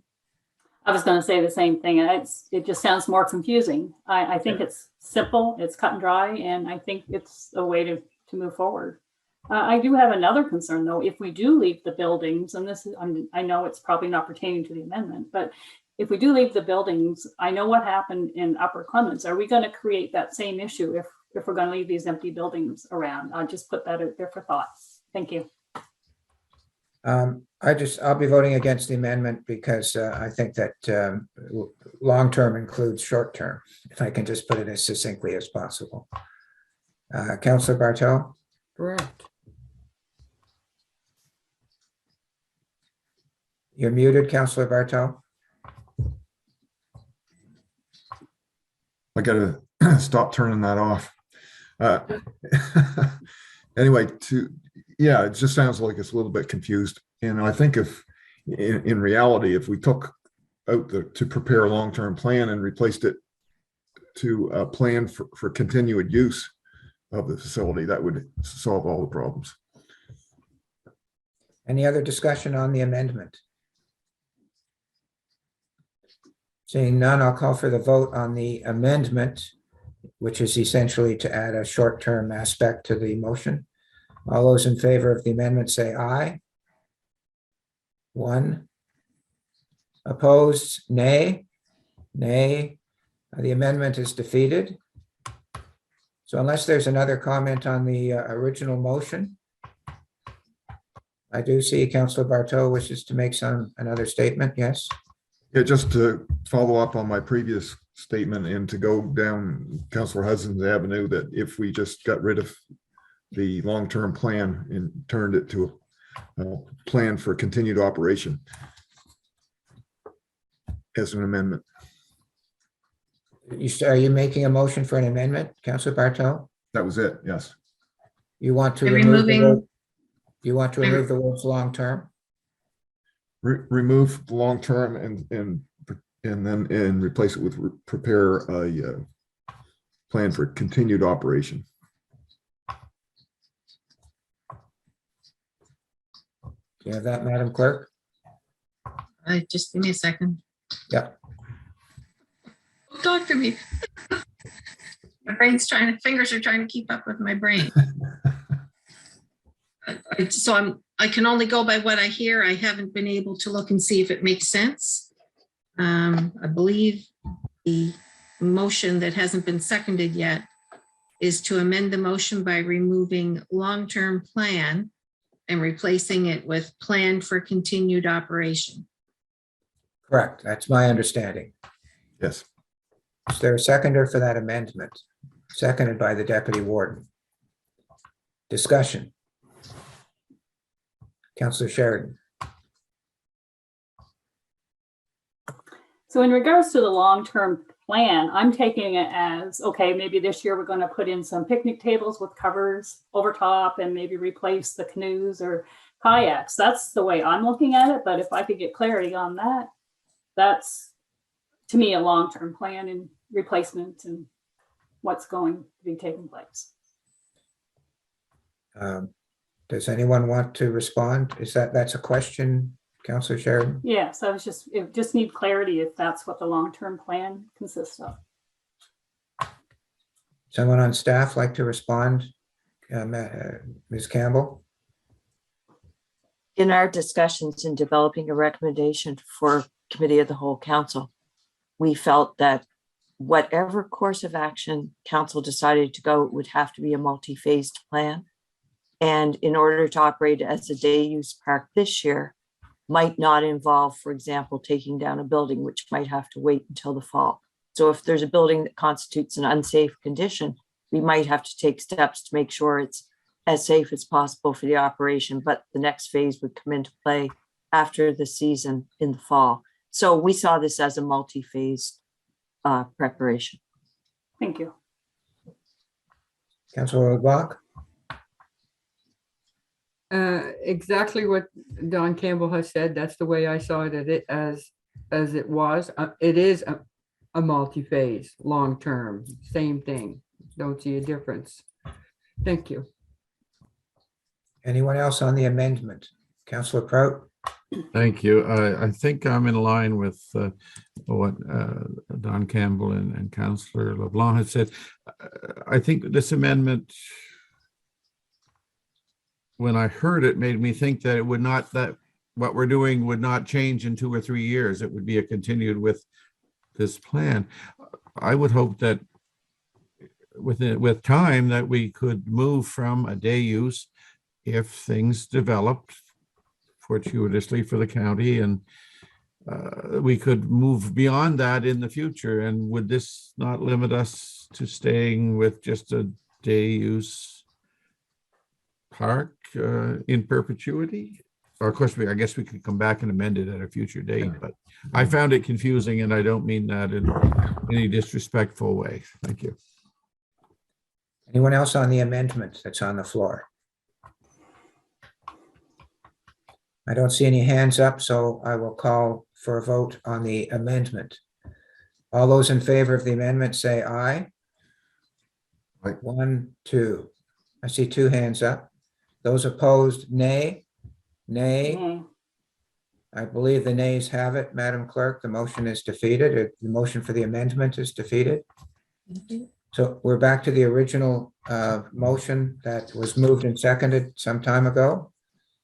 Is there any further discussion on the motion that's on the floor? Seeing none, I'll call for the vote. All those in favor say aye. Aye. Aye. Opposed? Motion's carried. Thank you very much. That's all that.